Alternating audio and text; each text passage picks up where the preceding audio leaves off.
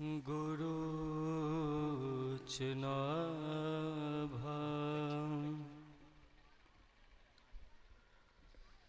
अस्फुरसितपट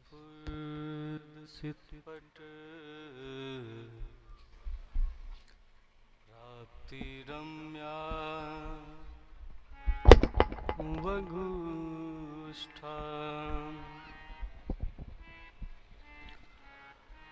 रम्यां धन्यां स्ववेदी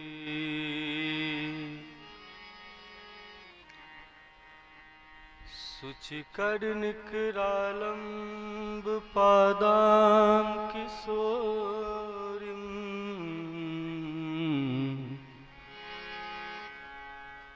तर्जन्यं गुष्ठयुक्तम्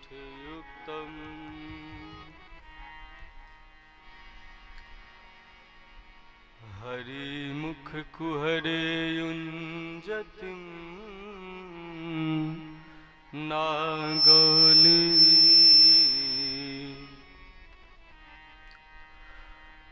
पर्णं कर्णायताक्षिं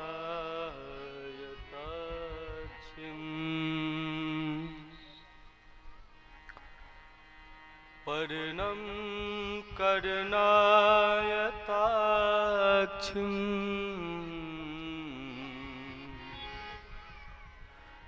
त्रिभुवन मधुरां राधिकां भावयामि।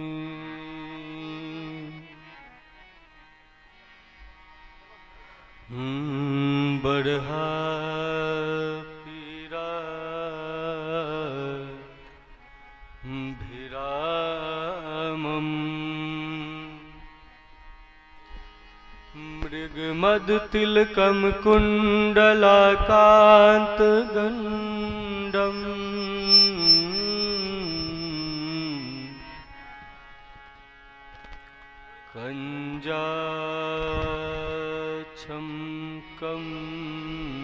कञ्जाच्छम्कम्बुकण्ठम्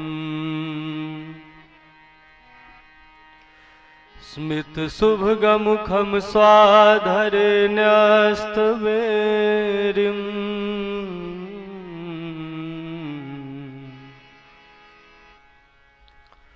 पर्णं कर्णायताक्षिं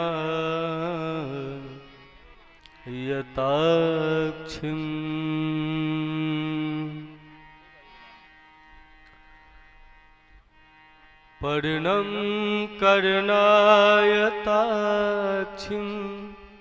त्रिभुवन मधुरां राधिकां भावयामि। बरहा पीरा भिरामम् मृगमदतिलकं कुण्डलाकान्तगण्डम्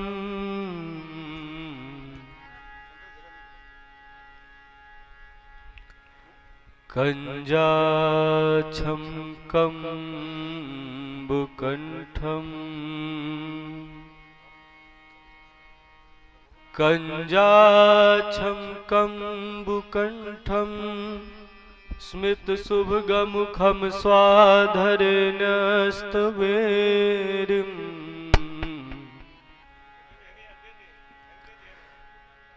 श्यामं शान्तं त्रिभङ्गम् रविकरवसनं भूषितं वैजयन्त्या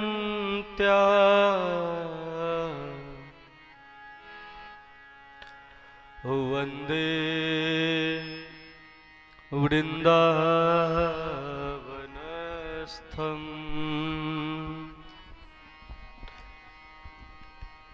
वन्दे वृन्दावनस्थम्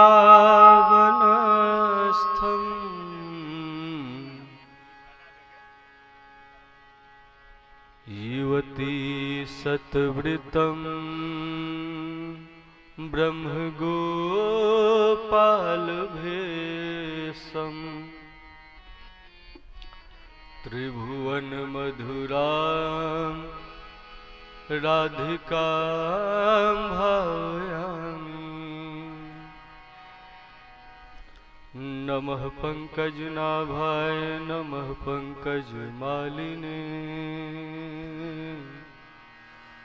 नमः पंकजनेत्राय नमः पंकजांघ्रे।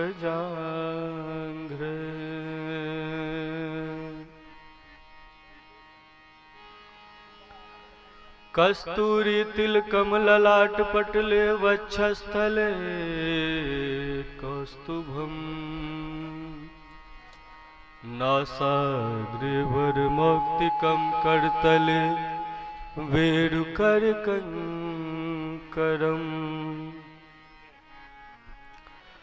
सर्वांगे हरिचंदनं सुललितं कंठे च मुक्तावली। गोपीस्त्री परिवेष्टितो विजयते गोपाल चूड़ामणि।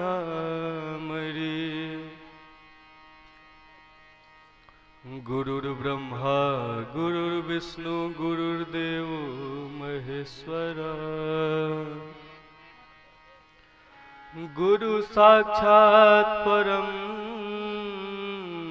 ब्रह्मा तस्मै श्री गुरुवे नमः। तस्मै श्री गुरुवे नमः। तस्मै श्री गुरुवे नमः।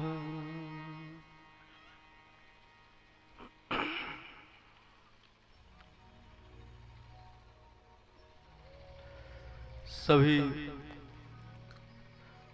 भगवत चरण कमलानुरागी भक्तों,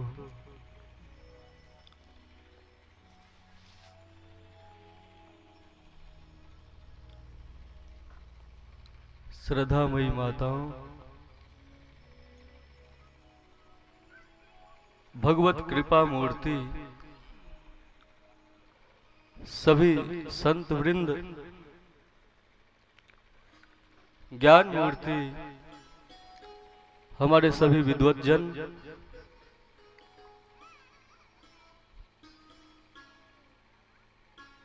अपनी कला के माध्यम से भगवत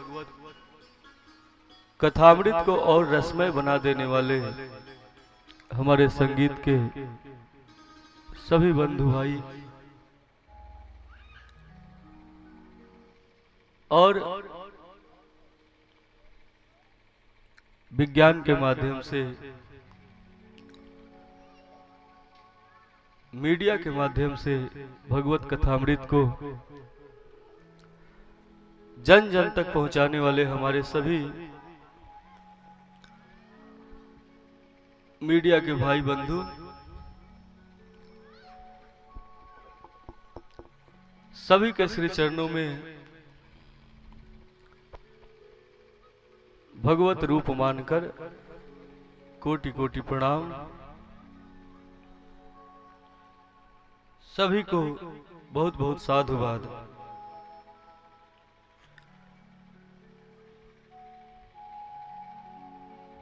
परम आनंदमयी, परम रसमयी, परम कल्याणकारी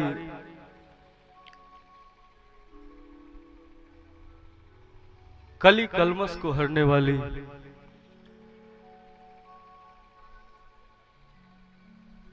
श्रीमद् भागवत महापुराण की इस अमृतमय कथा के प्रारंभ होने के पूर्व आइए सर्वप्रथम भगवान नाम संकीर्तन से अपने मन वाणी को पवित्र कर ले। पश्चात कथा प्रारंभ की जाएगी। आइए अब कथा के क्रम को आगे बढ़ाएं।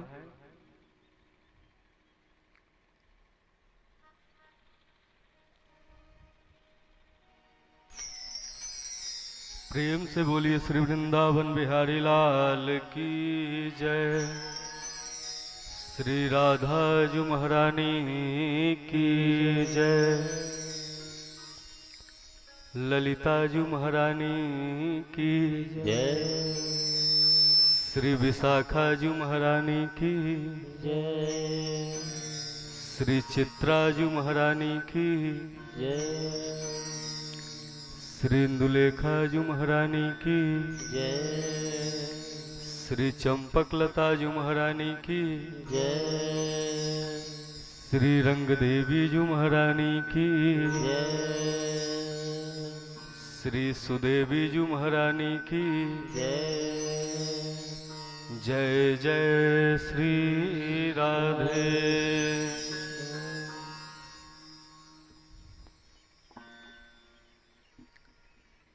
राधा रानी के अलावा मैंने और जितने भी नाम लिए ये किसके नाम थे? आपने कभी सुने हैं कि नहीं इन नामों को? किसे किसे पता है कि अभी आप लोगों ने जिसका जयकारा लगाया वो नाम किसके हैं? नहीं जानते?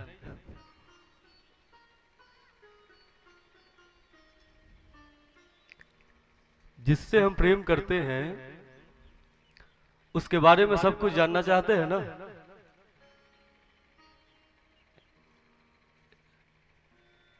और आप कितना भगवान से प्रेम करते हैं इसकी पहचान इसी से हो गई।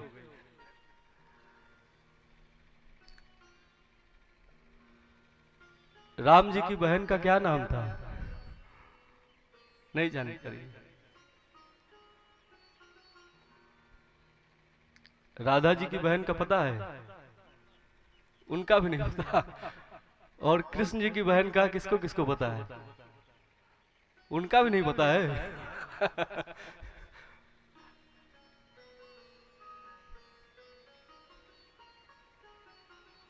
और आपकी जेठानी का नाम पता है?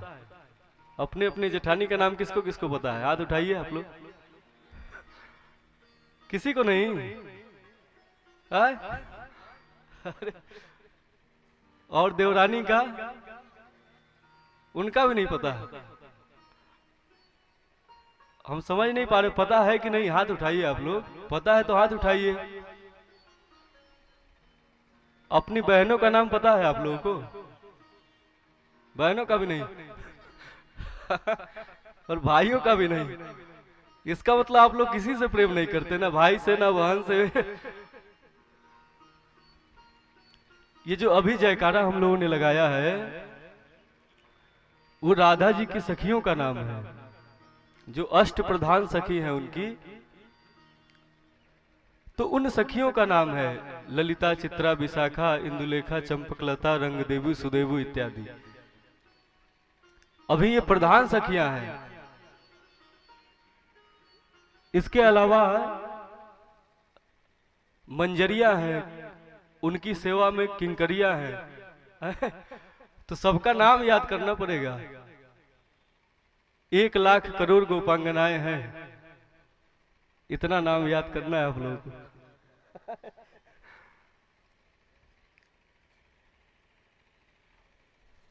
ये दुर्भाग्य है समाज का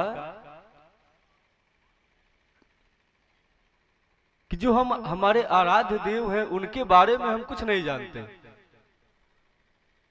राम जी कितने भाई थे? इतना पता होगा जरूर।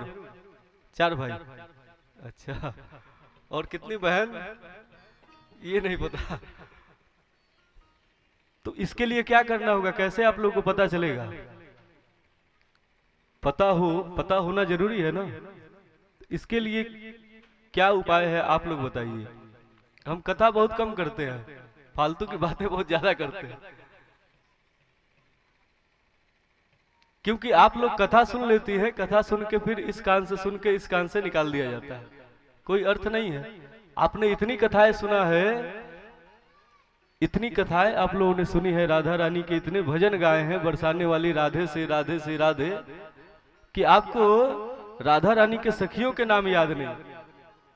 इतना राधा रानी से प्रेम है कि उनके सखियों का नाम भी याद नहीं। नाम तो याद न है अलग बात है, कोई नाम ले तो ये भी नहीं बता पा रही हैं कि ये उनकी सखियों के नाम है। तो जानने के लिए क्या उपाय है? पहला उपाय क्या है? आप लोग हाथ उठाइए, कुछ अपने तरफ से भी तो हमको बताइए। नहीं पता, ये भी नहीं पता। जानने का एक ही उपाय है कि या तो हम सत्संग करें, और सत्संग रोज तो होगा नहीं, रोज तो भागवत कथा यहाँ तो साल में एक बार होगी। तो जब सत्संग सुलभ हो जाए तो सत्संग करें, और जब सत्संग सुलभ न रहे तो फिर क्या करें? ये भी नहीं पता। अरे जब सत्संग न हो, ये श्रीमद् भागवत महापुराण साल में एक बार कथा आपको सुनने का सौभाग्य मिले, तो रोज रोज इसको सुनने की इच्छा हो तो क्या किया जाए? क्या उपाय है? आप लोग खुद बताइए। ये भी नहीं पता। श्रीमद् भागवत महापुराण को, रामचरितमानस को, श्रीमद् भगवत गीता को, इन भगवत ग्रंथों को भगवत मूर्ति मान के अपने घर में स्थापित करें। क्या उपाय है? अपने घर में स्थापित करें। और स्थापित कैसे करें? ड्राइंग रूम में ले जाकर इसको सजा दिया जाए बढ़िया से, है ना? नहीं, स्थापित मतलब भगवान के श्री चरणों में पूजा के स्थान पे इसको स्थापित करके साक्षात भगवत स्वरूप मानकर श्रीमद् भगवत गीता को, श्रीमद् भगवत महापुराण को, इन धर्म ग्रंथों को भगवत स्वरूप मान के घर में स्थापित करके प्रतिदिन उसका पूजन अर्चन करें, और इसके बाद प्रतिदिन नित्य स्वाध्याय करें। स्वाध्याय मतलब पता है ना? प्रतिदिन पढ़ें। और प्रतिदिन पढ़ने से क्या होगा? जो जो हमने पूछा है सब आप लोग जान जाएंगे। जितनी बातें अभी हमने कुछ नहीं पूछा, पूछने को बहुत सारी चीजें हैं। तो जितनी चीजें भगवत विषय में लिखी गई है, भगवत विषय में है, सब कुछ आप लोग धीरे धीरे धीरे धीरे स्वाध्याय करते करते, पढ़ते पढ़ते आपके अंदर उतर जाएगा। आपके हृदय में ग्रंथों का निवास होना चाहिए, शोकेस में नहीं। म्यूजियम की वस्तु श्रीमद् भागवत महापुराण नहीं है। आजकल विद्वान लोग पढ़ते तो एक पेज भी नहीं है, लेकिन ड्राइंग रूम में इसको खूब बढ़िया शीशे में पैक करके लगा देते हैं, और फिर सामने खड़ा होकर, सामने एक बढ़िया सोफे पे बैठकर और सेल्फी लेकर और फिर पोस्ट करते हैं। किस लिए करते हैं पता है आप लोगों को? इसलिए कि लोग जानेंगे कि बहुत विद्वान महात्मा है। इतनी सारी किताबें इनके पीछे लगी हुई है, सब पढ़ चुके हैं। तो ऐसा नहीं करना है।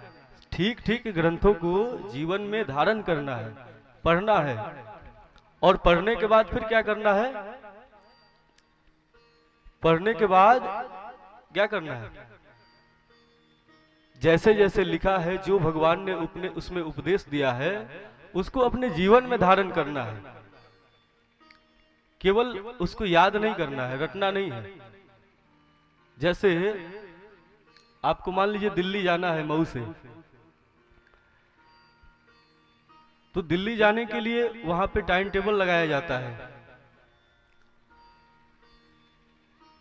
तो कोई भक्त जाए और केवल टाइम टेबल को रटता रहे, सारा चार्ट रट ले, कौन कौन सी ट्रेन कितने बजे मऊ से दिल्ली जाती है। तो इससे दिल्ली कोई पहुंच जाएगा? नहीं पहुंचेगा। उसको याद करने से कोई दिल्ली नहीं जाता है।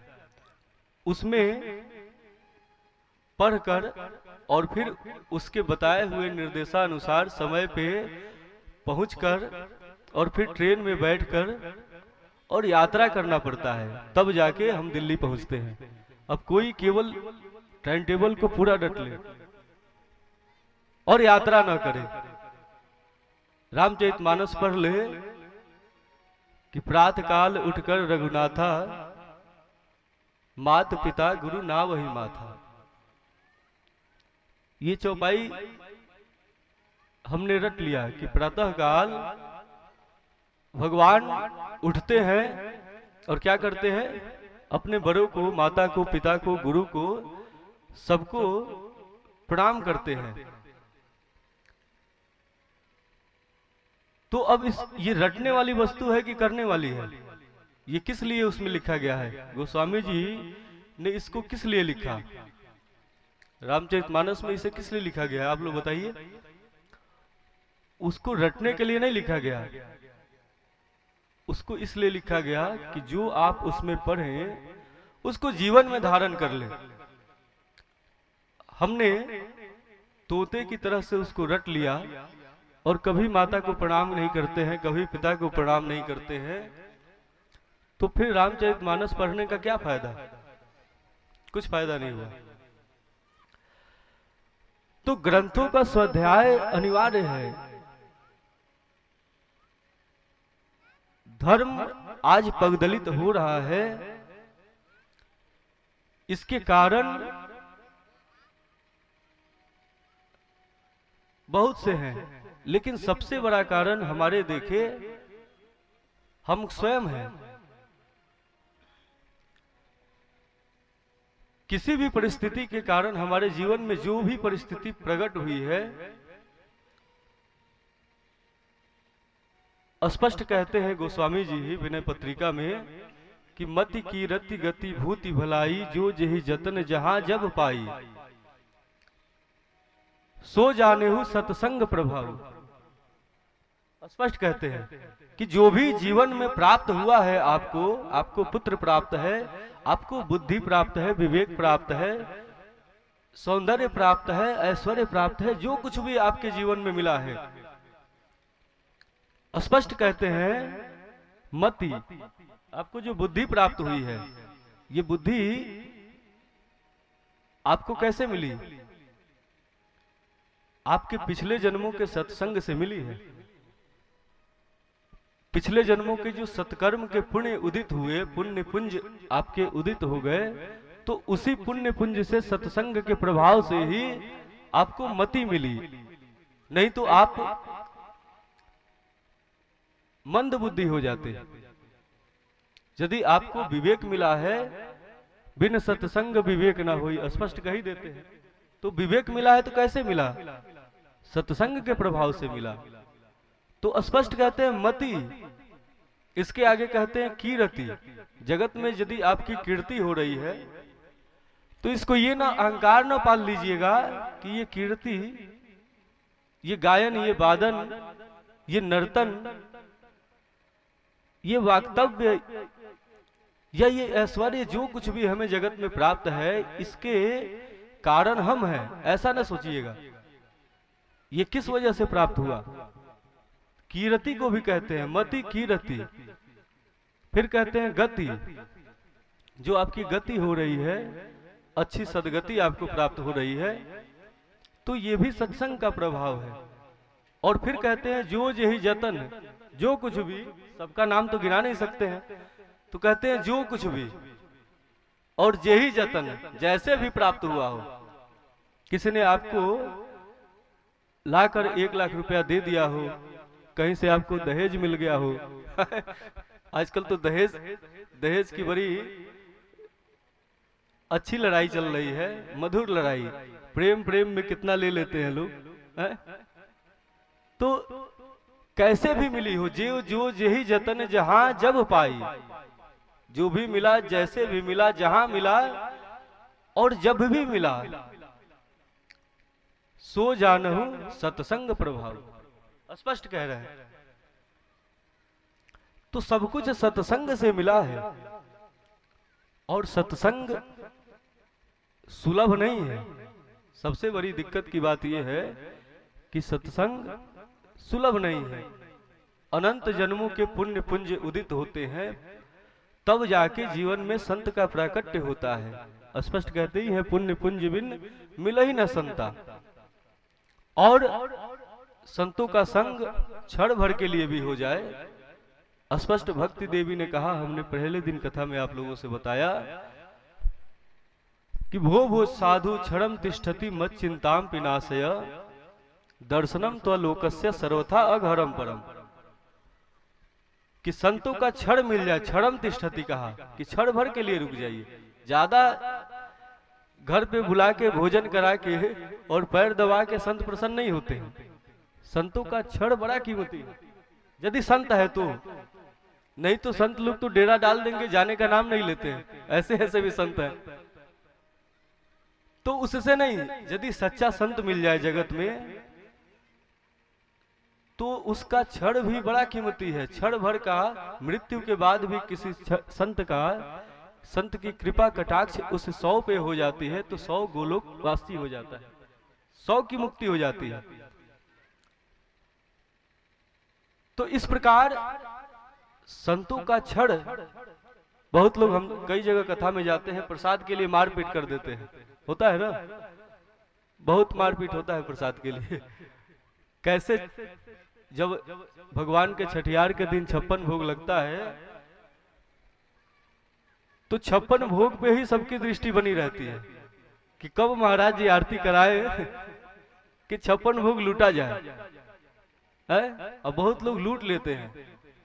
एक बार हम छठियार के दिन बना था, एक जगह हम लोग बैठे थे, ये कथा चल रही थी। तो छठियार के दिन क्या हुआ कि भोग में ये बन गया था घाटी लिट्टी, जो होता है ना, भौरी घाटी लिट्टी, पता ना क्या क्या उसको इसका कहा जाता है। तो वही बना था, सत्तू भर के छोटा छोटा, और सोयाबीन और आलू की सब्जी बन गई थी। उसके साथ उसका जोड़ी है उसकी, दोनों की, सोयाबीन आलू की सब्जी और घाटी की जोड़ी अलबेली है। तो यही अलबेली जोड़ी प्रस्तुत हुई थी उस दिन भगवान की सेवा में।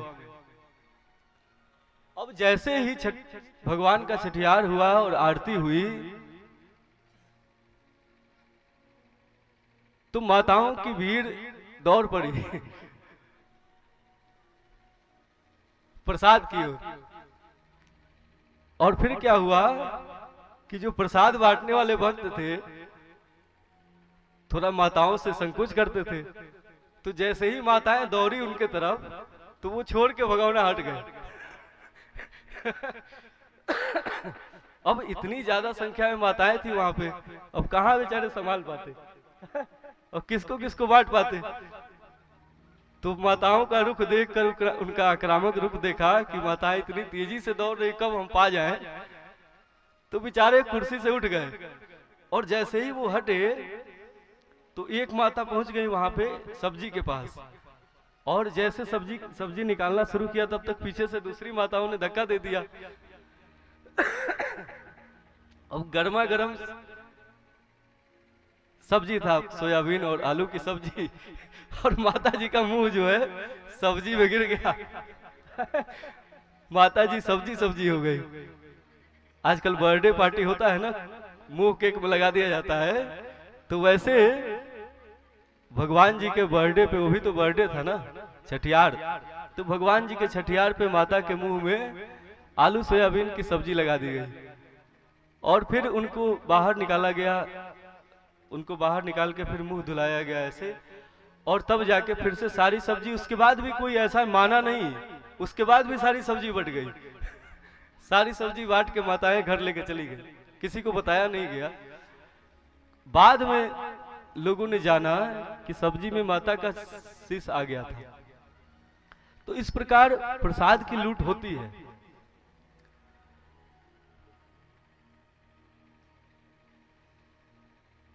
तो प्रसाद लूटने वाली वस्तु नहीं है। प्रसाद का कण भी मिल जाए तो वो उतना ही फलदायी है जितना आपको पेट भर खिला दिया जाए। प्रसाद पेट भरने वाली वस्तु नहीं है। तो शास्त्र कहते हैं प्रसाद का कण भी मिल जाए और साधुओं का छड़ भी मिल जाए, साधु का छड़ और प्रसाद का कण, ये इतना सा ही रहे तो कल्याण कर देता है। इसीलिए भक्ति देवी ने कहा कि भो भो साधु क्षरम तिष्ठति, क्षण भर के लिए रुक जाइए, और मत चिंताम पिनाशय दर्शनम त्वलोकस्य सर्वथा अघहरम परम।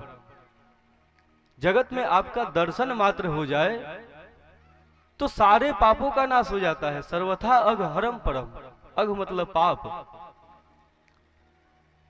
और आगे शास्त्र कहते हैं, इसी श्रीमद् भागवत महापुराण में स्वयं भगवान जी कहते हैं उद्धव जी से कि हे उद्धव, एक तुमको राज की बात मैं बताना चाहता हूं। जब भगवान धराधाम से जा रहे हैं, उद्धव जी निवेदन करते हैं, उनसे बार बार प्रार्थना करते हैं कि प्रभु अब आप जा रहे हैं, जगत के लिए, जगत के कल्याण के लिए एक अंतिम उपदेश तो देते जाइए। और अंतिम उपदेश जो भगवान ने उद्धव जी को दिया है वो किसी भी मायने में श्रीमद् भगवत गीता से कम नहीं है। एक गीता भगवान ने अर्जुन को कही और दूसरे जगह गीता, उसको भी उद्धव गीता कहते हैं, उसको अलग से छापा गया और वो उद्धव गीता कहलाई। और चूंकि दोनों में ही भगवान ने ही उपदेश किया है, इसलिए उद्धव गीता की भी बड़ी महिमा है। भक्तों में ज्यादा प्रचलित नहीं है, लेकिन किसी भी माध्यम से उद्धव गीता श्रीमद् भगवत गीता से कम नहीं है। तो उसी श्रीमद् उद्धव गीता में कहते हैं भगवान कि हे उद्धव, तुमको मैं एक राज की बात बताता हूं। जो भक्त मुझको प्राप्त करना चाहते हैं तो कैसे प्राप्त कर सकते हैं? उद्धव जी का यही प्रश्न था कि हे प्रभु, आप जब चले जाएंगे धराधाम से गोलोक को, तो फिर जीव भगवत प्राप्ति, जीव आपकी प्राप्ति कैसे करेगा? क्या वो ध्यान करेगा तब आप मिलेंगे, कि वह जप करेगा, कि वह तप करेगा? आखिर कौन सी विधि है आपको प्राप्त करने की? आप किस माध्यम से बस में होंगे? तो भगवान वहां पे बताते हैं, और स्पष्ट स्वयं जब भगवान कह रहे हैं तो इस प्रमाण वचन मानना चाहिए इसको। भगवान क्या बोलते हैं कि न रुध्यति माम योगो। हे उद्धव, कलिकाल में योग मुझको नहीं पकड़ सकता है। स्पष्ट कहते हैं, योग से मैं बस में आने वाला नहीं हूं। जितने योगाचार्य लोग हैं स्पष्ट इस बात को समझे, सुने कि भगवान ने स्वयं ये गीता महारानी, गीता देवी, ये जो गीता भगवान की श्री विग्रह है, स्पष्ट ये श्रीमद् भगवत गीता, श्रीमद् भागवत महापुराण में ये बात स्वयं भगवान कहते हैं। और श्रीमद् भागवत महापुराण वेदों का सार है, कोई सामान्य ग्रंथ नहीं है, भगवान की साक्षात विग्रह है। तो इसमें स्वयं भगवान कह रहे हैं कि न रोध्यति माम योग, योग मुझको बस में नहीं कर सकता। और फिर आगे कहते हैं न सांख्यम धर्म एवच, ना ही मुझको ज्ञान बस में कर सकता है। जो ज्ञान मार्गी है, जो ज्ञानी है, वो इस बात को समझे कि कलिकाल में ज्ञान संभव नहीं है। अभी हम बताएंगे क्यों संभव नहीं है। क्योंकि ज्ञान खंड जब भगवान वेद व्यास ने जब वेदों का वर्गीकरण किया तो 4 भागों में बांटा उसको। 4 खंडों में उसे अलग अलग विभाजित किया। तो जिस खंड में ज्ञान की चर्चा हुई उसे अरण्यक खंड कहा। और अरण्यक खंड कहने का अर्थ क्या था कि ज्ञान जो है, ज्ञान की उपलब्धि, ज्ञान गंगा प्रकट कहां हुई? अरण्यों में हुई, जंगलों में हुई, वनों में हुई। ज्ञान को उपलब्ध करना है तो ज्ञान का आधार क्या है? वैराग्य है। बिना वैराग्य के ज्ञान संभव नहीं है। और वैराग्य का मतलब कि जो जिसका जगत से पूर्ण रूप से राग समाप्त हो गया हो, जो वनों में निवास करता हो, जो एकांतवासी हो, और उसी वनों में, उन्हीं वनों में जब संत महात्मा जो वैरागी थे वे उपासना करते थे, साधना करते थे, तो ज्ञान प्रकट होता था, जिसको स्मृति ग्रंथ कहा गया। तो ये स्मृति ग्रंथ, ये जो उपनिषद हैं, ये अरण्य खंड की वस्तु है। घर में रहते हुए ज्ञान संभव नहीं है। और इसीलिए स्वयं वेद व्यास जी महाराज ने जितने ज्ञान के ग्रंथ लिख दिए, वेदों का वर्गीकरण कर दिया, इसके अलावा वेदांत सूत्र लिख दिए, उपनिषद लिख दिए, यहां तक कि योग सूत्र का भाष्य भी कर दिया, लेकिन उनको शांति कहीं नहीं मिली। सारे ग्रंथ लिखने के बाद भी उनको शांति नहीं मिली। क्यों शांति नहीं मिली? कि उन्होंने केवल संतों का मार्गदर्शन किया, केवल ज्ञानियों का मार्गदर्शन तो किया, ज्ञान ग्रंथ तो लिखे, लेकिन जो भक्त घर में रहते हैं, जो गृहस्थ हैं, उनके लिए वे कुछ नहीं कर पाए। उनके लिए मार्ग उनके समझ में नहीं आ रहा था कि आखिर इस लोक में रहने वाले, जो जगत में रहने वाले जो जीव हैं, इनके लिए हम क्या करें। और यही व्यग्रता उनको परेशान किए हुए थे। तो फिर इतने बेचैन हुए कि अपने अंदर कमी ढूंढने लगे कि आखिर कौन से अपराध मैंने किए हैं कि मेरा मन इतना बेचैन है। तो इस प्रकार जब अपने मन की बेचैनी नहीं समझ पाए, स्वयं इसका उत्तर उनको नहीं मिला, तो फिर क्या हुआ? जब मन की बेचैनी बढ़ जाए किसी भी जीव के अंदर, तो क्या करता है? अपने बड़ों से पूछता है। आपको कोई रोग हो जाए तो ठीक तो आप ही जानते हैं कि आपको क्यों रोग हुआ है। आपका पेट दर्द कर रहा है तो आप जानते हैं कि आपने क्या खाया है, क्यों दर्द कर रहा है। लेकिन कुछ दर्द ऐसे भी होते हैं जो आदमी नहीं समझ पाता है, स्वयं नहीं समझ पाता है। तो दो चीजें हैं, एक वो बीमारी जिसको हम जानते हैं, जैसे हम ज्यादा भोजन कर लें तो पेट में दर्द हो सकता है, तो ये हम जानते हैं। लेकिन अब पेट में दर्द हो रहा है, कितना भी सोचने के बाद हमको समझ में न आए कि आखिर पेट में दर्द क्यों हो रहा है, तो फिर हम क्या करते हैं? डॉक्टर के पास जाते हैं कि डॉक्टर साहब पता ना क्यों पेट में बहुत दर्द हो रहा है, कुछ समझ में नहीं आ रहा है। सही से हमने भोजन किया था, सही समय पे नाश्ता किया था, कुछ ऐसा उल्टा सीधा खाया नहीं है, तेल घी मसाला इत्यादि। आखिर पेट में दर्द क्यों हो रहा है और बहुत तेज दर्द हो रहा है, जरा देखिए, बताइए क्यों हो रहा है। होता है ना? तो फिर आप नहीं समझ पाते हैं तो डॉक्टर समझ लेता है, फिर डॉक्टर भी नहीं समझ पाता है तो एक्सरे कराता है। तो इस प्रकार से जब व्यास जी ने अपने अंदर कमी ढूंढा, व्यास जी को कमी समझ में नहीं आई, तो फिर व्यास जी महाराज भगवान से प्रार्थना करने लगे कि हे प्रभु, हमें मार्गदर्शन दिखाएं, हमें वह रास्ता दिखाएं, हमें मार्ग दिखाएं कि आखिर हमारे मन में इतनी व्यग्रता क्यों प्रकट हो गई है।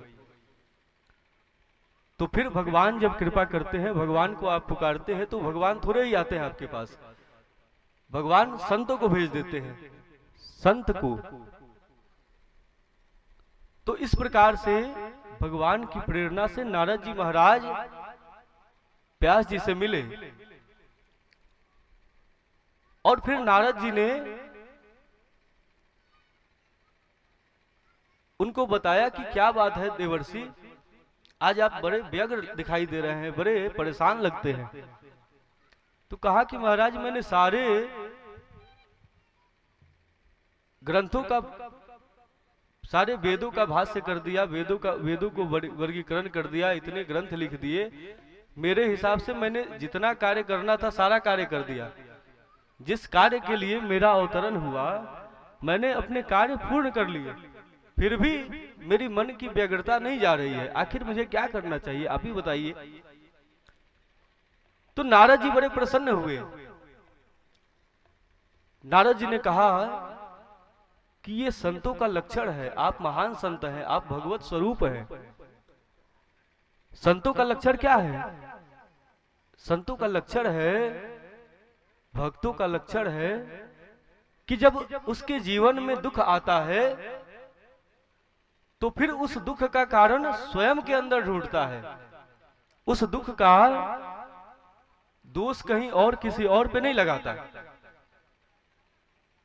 कृपा भई तब जानिए, भगवान की कृपा हो गई है आप पे या भगवान की कृपा हो रही है, ये कैसे पहचानेंगे? क्या क्या कसौटी है, क्या पहचान है कि आपको समझ में आने लगेगा कि भगवान की कृपा आप पे होने लगी?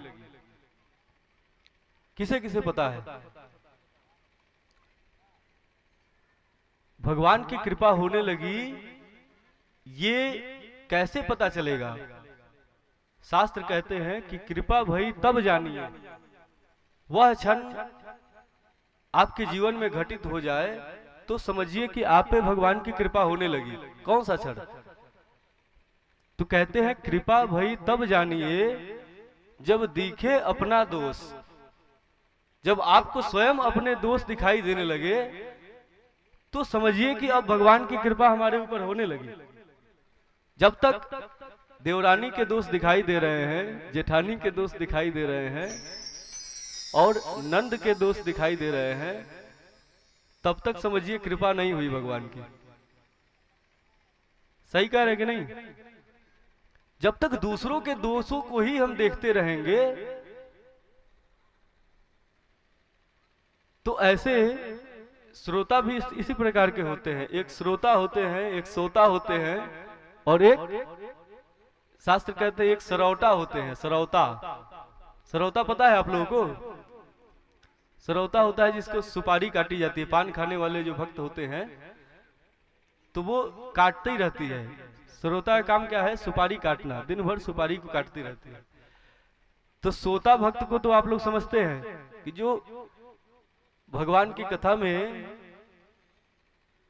जिन पे निद्रा माता वास करती है, भगवान की कथा में जो निंदामृत का पान करने आते हैं, कथामृत का त्याग कर देते हैं। निंदा का भगवान की कथा में बड़ा बड़ा अच्छा रस आता है, सोने में बड़ा आनंद आता है। जैसे लगता है एक आनंद, जैसे आप सोते हैं तो मच्छर जब संगीत बजाता है कान के पास तो कितना अच्छा लगता है, तो वैसे ही लगता है जब कथा में नींद आने लगती है तो लगता है कि कोई मधुर तान चल रही है और हम झूम झूम के उसमें आनंद से सो रहे हैं।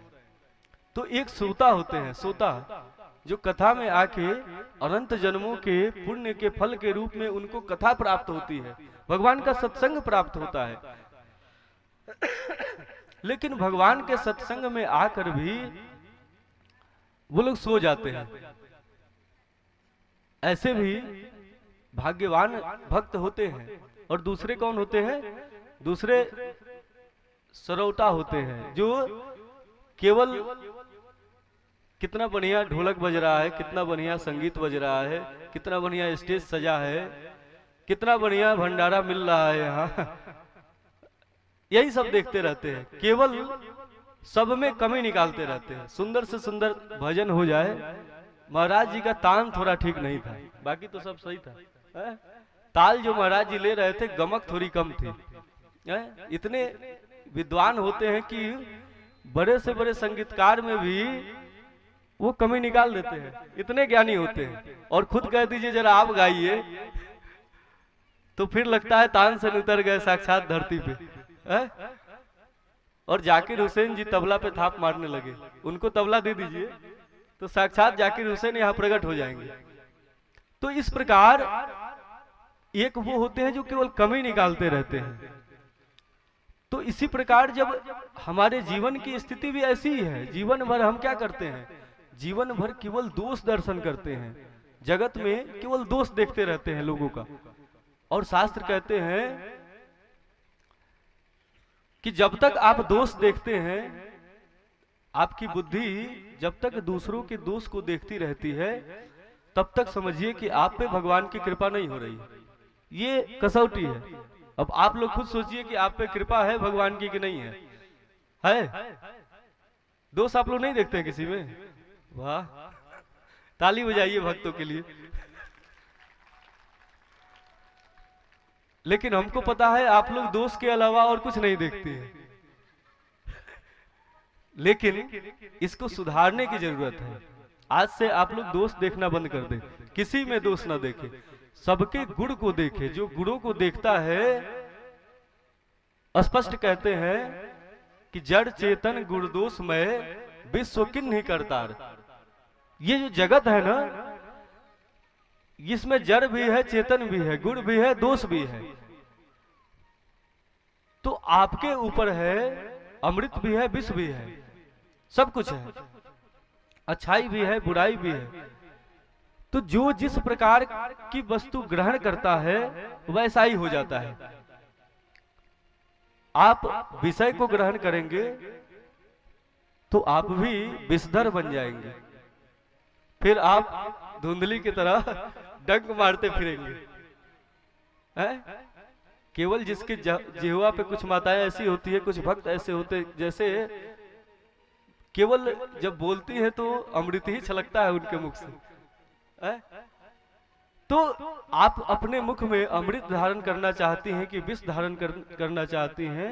जो आप ग्रहण करेंगी वही आप बाहर उगलेंगी। जैसे गिलास है तो सोने के गिलास में भी विष भर दिया जाए,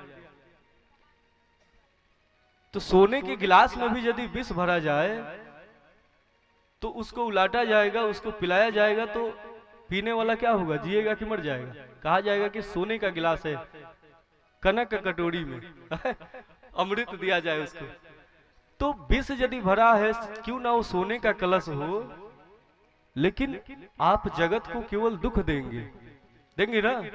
जीवन में यदि विष भर गया है, केवल दोष भरा है, तो हम दोष ही देखेंगे, दोष ही देंगे। और हृदय में यदि अमृत भर दिया जाए, केवल आप जगत से गुण को ग्रहण आपने किया है, तो अपने हृदय में, अपने इस पात्र में आपने अमृत भरा है जगत का, तो आप जहां बोलेंगी, जो करेंगी, केवल अमृत अमृत निकलेगा। तो अमृत को धारण करना होता है, विष को धारण करने वाला विषधर बन जाता है, विषय को धारण नहीं करना है। और जगत में अमृत क्या है? अमृत और विष दोनों तो है यहाँ पे। तो जितने भी विषय हैं वही विष है, और अमृत केवल भगवान की कथा है, भगवान की भक्ति है। स्पष्ट नारद जी भक्ति सूत्र में कहते हैं कि सात वस्मिन परम प्रेम रूपा। भगवान की भक्ति क्या है? परम प्रेम को कहते हैं। भगवान के चरणों में परम प्रेम हो जाए, परम अनुराग हो जाए, उसी को भक्ति कहते हैं। और फिर ये भक्ति कैसा है? तो इसके लिए कहते हैं कि अमृत स्वरूपा च, ये अमृत रूप है। इसको जो ग्रहण कर लेता है वह अमर हो जाता है। इसको जो ग्रहण कर लेता है वह आनंद रूप हो जाता है। अमृत का एक अर्थ आनंद भी होता है। जैसे हम कहते हैं ना, कुछ बढ़िया मिठाई खा लेते हैं, बढ़िया कुछ खाते हैं, तो कहते हैं अमृत जैसा लग रहा है। तो अमृत जैसा मतलब ये नहीं कि आप खा लेंगे रसगुल्ला तो आप अमर हो जाएंगे, ऐसा नहीं होगा। खाने में उसका स्वाद अमृत जैसा लग रहा है। तो अमृत का एक अर्थ ये भी होता है कि जिससे खाने पे जीव अमर हो जाए। एक अर्थ ये भी होता है कि जो अमृत स्वरूप हो, अमृत जैसा लगे। अमृत के बहुत सारे अर्थ हैं। अमृत का अर्थ ये भी होता है जिस वस्तु को ग्रहण करने में कोई श्रम न करना पड़े, जो केवल फल रूप हो। तो योग जो है या तप है या जितने भी साधन भगवान के भगवत प्राप्ति के लिए बनाए गए हैं, वे सब कर्म रूप है, श्रम रूप है। लेकिन भगवान की भक्ति क्या है? भक्तिस्तु फल रूपत्वात्। भक्ति फल रूप है, इसलिए फल अमृत रूप होता है। तो भगवान की भक्ति जो है अमृत रूप है, इसीलिए नारद जी ने कहा कि अमृत स्वरूपा च।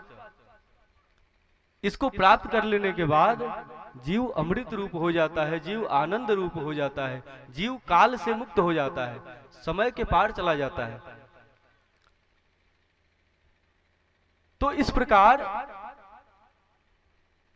अमृत क्या है? अमृत भगवान के प्रति, भगवान की सेवा है, भगवान की भक्ति है, भगवान के प्रति परम प्रेम है। इसी को सांडिल्य जी ने भी कहा कि सा परानुरक्ति ईश्वरे। इसी को शेषी भक्ति सूत्र में भी कहा गया कि भक्तिस्तु प्रिय कैवल्य सिद्धि। भक्ति क्या है? कि परमात्मा के साथ प्रिय कैवल्यता सिद्धि हो जाए, ऐसी कैवल्यता जो प्रियता को प्राप्त किए हुए हो। ऐसी कैवल्यता नहीं जो ब्रह्मज्ञानियों को मिली है, जो ब्रह्मभूत, जिसको ज्ञानी कहते हैं कि ये तो पिशाची रूपी है, पिशाचिनी है। भुक्ति मुक्ति स्पृहा यावत पिशाची हृद वर्तते। तो पिशाचनी वाली मुक्ति की बात नहीं कर रहे हैं यहाँ पे, यहाँ कह रहे हैं कि सात वस्मिन परम प्रेम रूपा, वो परम प्रेम रूप जो है वह मुक्ति मिले, वह भक्ति मिले, वह प्रीति मिल जाए। तो इस प्रकार से जगत में दो चीजें हैं, अमृत भी है, विष भी है। विष क्या है? विष जगत की लालसा है। विष क्या है? तो विष जगत के भोगों की लालसा है, इसीलिए उसको विषय कहा जाता है। तो जगत में आप अभी बता रहे थे कि हम लोग केवल गुण देखते हैं, तो विषयों के फेर में रहने वाला, विषयों की तलाश में रहने वाला, जगत में मान चाहने वाला, जगत में सम्मान चाहने वाला, जगत में भोगों को चाहने वाला, जगत में संपदा को चाहने वाला अमृत कैसे चाह रहा है? जगत में जो भोगों को, विषयों को चाहता है, वो कहने से नहीं हो जाता है कि हम अमृत के अनुगामी हैं। आप वास्तव में विषय के ही तलाश में रहते हैं। तो इसलिए अमृत की तलाश में आप लोग बढ़िए। जिस दिन आप अमृत के खोज में बढ़ जाएंगे, जिस दिन जगत के विषयों का परित्याग करके आप अमृत को ग्रहण करने लगेंगे, दूसरों के दोषों को त्याग कर, दोषों को भूल कर दूसरे के गुण को ग्रहण करने लगेंगे, उस दिन आप गुणवान हो जाएंगे। और जिस दिन जगत के दोषों को आप ग्रहण करेंगे, उस दिन आप दोष युक्त हो जाएंगे। काजल की कोठरी में कितनो सयानो जाए, आप लोग पढ़ाते हैं ना कि एक बूंद काजल की लागी है ही लागी है। कितना भी होशियार आदमी काजल की कोठरी में उसको बोला है कि जाओ, और ऐसे जाओ, जाकर एक बार घूम कर आ जाइए काजल की कोठरी में। और कितना भी सतर्कता से आप जाइए, कितने भी होशियारी से जाइए, एक आध बूंद कहीं ना कहीं काजल लग ही जाएगा। तो विषयों में जीने वाला जो दिन रात विषयों में ही रमा हुआ है और कहे कि विष मेरा कुछ नहीं बिगाड़ेगा, एक सांप आके आपके सामने बढ़िया विषधर सांप आ जाए, कौन कौन से सांप होते हैं? सबसे अधिक विष वाला सांप कौन सा होता है? कोबरा। कोबरा। तो कोबरा सामने दिखाई दे तो कोई उसके पास जाएगा? नहीं जाएगा। क्यों नहीं जाएगा? कि कहीं थोड़ा सा भी विष लग गया तो फिर भगवान शिव के धाम चले जाएंगे। और कोबरा के पास जो विषय है ना, जो विष है, वो कुछ नहीं है। उसके पास एक दो बूंद विष होगा, लेकिन गोस्वामी जी कहते हैं कि ये जो जगत के लोग हैं, ये ऐसे मूढ़ हैं, ऐसे हठी हैं कि स्पष्ट कहते हैं तुलसीदास हरिनाम सुधा तज, हरिनाम रूपी अमृत का परित्याग करके सठ हठ पीवत विषय विस्माही। ये ऐसे मूर्ख है, मूर्ख शब्द है, सठ शब्द कहते हैं। और ऐसे सठ हैं कि जो हठ किए हुए हैं कि नहीं, हमको विष ही पीना है, अमृत नहीं पिएंगे। आप कुछ भी कर लीजिए, कितना भी कथामृत यहाँ से ऐसे नहीं माइक में लगा लगा के, माइक नहीं कैमरा लगाकर, और कैमरा नहीं आस्था चैनल पे प्रचार कराकर भी आप हमको सुना दीजिए, लेकिन हम कथामृत को ग्रहण नहीं करेंगे। हमने हट किया हुआ है। यदि हठ नहीं करते तो पहली बार कथा आप थोड़े सुन रही हैं। असंख्य जन्मों में आपने अनंत अनंत बार कथाएं सुनी है, लेकिन यही गलती हुआ है, और कोई गलती नहीं हुई। केवल एक गलती हुई है। देखिए सत्संग में दो शब्द है ना, दो शब्दों से मिलकर सत्संग बना है। एक शब्द क्या है? सत्य, और दूसरा शब्द है संग। सत्य और संग, अर्थात सत्य का संग करना, जिसको सत्संग करना कहेंगे। तो अब बहुत ज्यादा सोचने की जरूरत नहीं है। शास्त्र कहते हैं, अभी हमने सुनाया कि जो जेहि जतन जहां जब पाई सो जानहु सत्संग प्रभाव। स्पष्ट कहते हैं कि सत्संग हो जाए तो विवेक जग जाए, विवेक जग जाए तो एन माम उपयांति ते। स्पष्ट भगवान ने कहा कि वह मुझको प्राप्त कर लेता है। तो सत्संग ज्ञान जगते ही ददामि बुद्धि योगम तम एन माम उपयांति ते। उसको बुद्धि योग जहां मिलती है, जहां विवेक उसके अंदर प्रकट होता है, जीव मुझको प्राप्त कर लेता है। तो सत्संग आपने अनंत जन्मों में किया कि, लेकिन विवेक क्यों नहीं जगा? विवेक जगाने का एक ही उपाय है, केवल सत्संग। और विवेक जगा क्यों नहीं? आखिर आपने सत्संग तो असंख्य बार किया है, तो इसमें बहुत ज्यादा गलती नहीं हुई है। बहुत आपने जब कम किया, तब कम किया, हजार कारण हो सकते हैं, लेकिन इन सब चीजों से कोई लेना देना नहीं है। केवल दो ही शब्द है सत्संग में, एक तो सत्य है और दूसरा संग है। अब ज्यादा आप न सोचिए, गलती केवल इन्हीं दो जगहों पे हुई है। या तो आपने जिसका संग किया वो सत्य नहीं था। सत्य और संग दो ही चीज है ना। यदि सत्य और संग दोनों ठीक ठीक हो जाए तो सत्संग हो जाए, और सत्संग हो जाए तो विवेक मिल जाए, और विवेक हो जाए तो फिर भगवान मिल जाए। तो इन्हीं दोनों चीजों में फॉल्ट है। या तो सत्य जिसका आपने संग किया वो सत्य नहीं था। आपने जिन जिन वस्तुओं का संग किया है जीवन में, आप खुद सोचिए कि उन वस्तुओं में कौन कौन सी चीजें सत्य है। आप हाथ उठा के बताइए कि आपने किन किन वस्तुओं का संग किया है जो सत्य है। क्या आपका मकान सत्य है? जोर से आप लोग कुछ बोलते ही नहीं है, पता है क्यों इतना सीरियस आप लोग है। कोई यहाँ बहुत बड़ी चर्चा हम लोग नहीं कर रहे हैं, बहुत छोटी छोटी बातें, जो ऐसी बातें हम कर रहे हैं जो आपको समझ में आ जाए। हम इतने ज्ञानी विद्वान तो है नहीं, बहुत ज्यादा श्लोक लोग नहीं बोलते हैं, केवल ऐसे ही बातचीत कर रहे हैं। इसमें कोई बहुत ज्यादा कथा और ये हो रहा है ऐसा कुछ ना सोचिए, समझिए हम लोग बात कर रहे हैं। तो दो ही चीज है ना सत्संग में। तो कौन कौन सी वस्तुओं का आप संग आपने किया है जो सत्य है? आपने साड़ी का संग किया है तो साड़ी सत्य है। एक साड़ी जब लेकर आप आई, क्या वो साड़ी अभी तक है आपके पास? नहीं है, इसका मतलब साड़ी झूठी है। इसी प्रकार मान लीजिए आपने जेवर का संग किया है। माताएं जेवरों में बहुत रमती हैं, बड़ा रस आता है, तो क्या जेवर सत्य है? नहीं है। मकान भी सत्य नहीं है, दुकान भी सत्य नहीं है। आप ठीक से देखेंगे तो आपका शरीर सत्य है, आप लोगों का शरीर भी सत्य नहीं है? अर्थात आपने जितने वस्तुओं का संग किया कुछ भी सत्य नहीं था। सत्य का संग आपने किया ही नहीं, और दिन रात सत्संग कर रहे हैं। तो गलती तो यही हो जा रही है।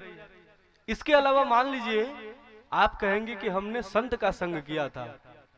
आपके पास तो प्रश्न भी नहीं उठते हैं, आपके दिमाग में प्रश्न भी हमको ही बताना पड़ता है।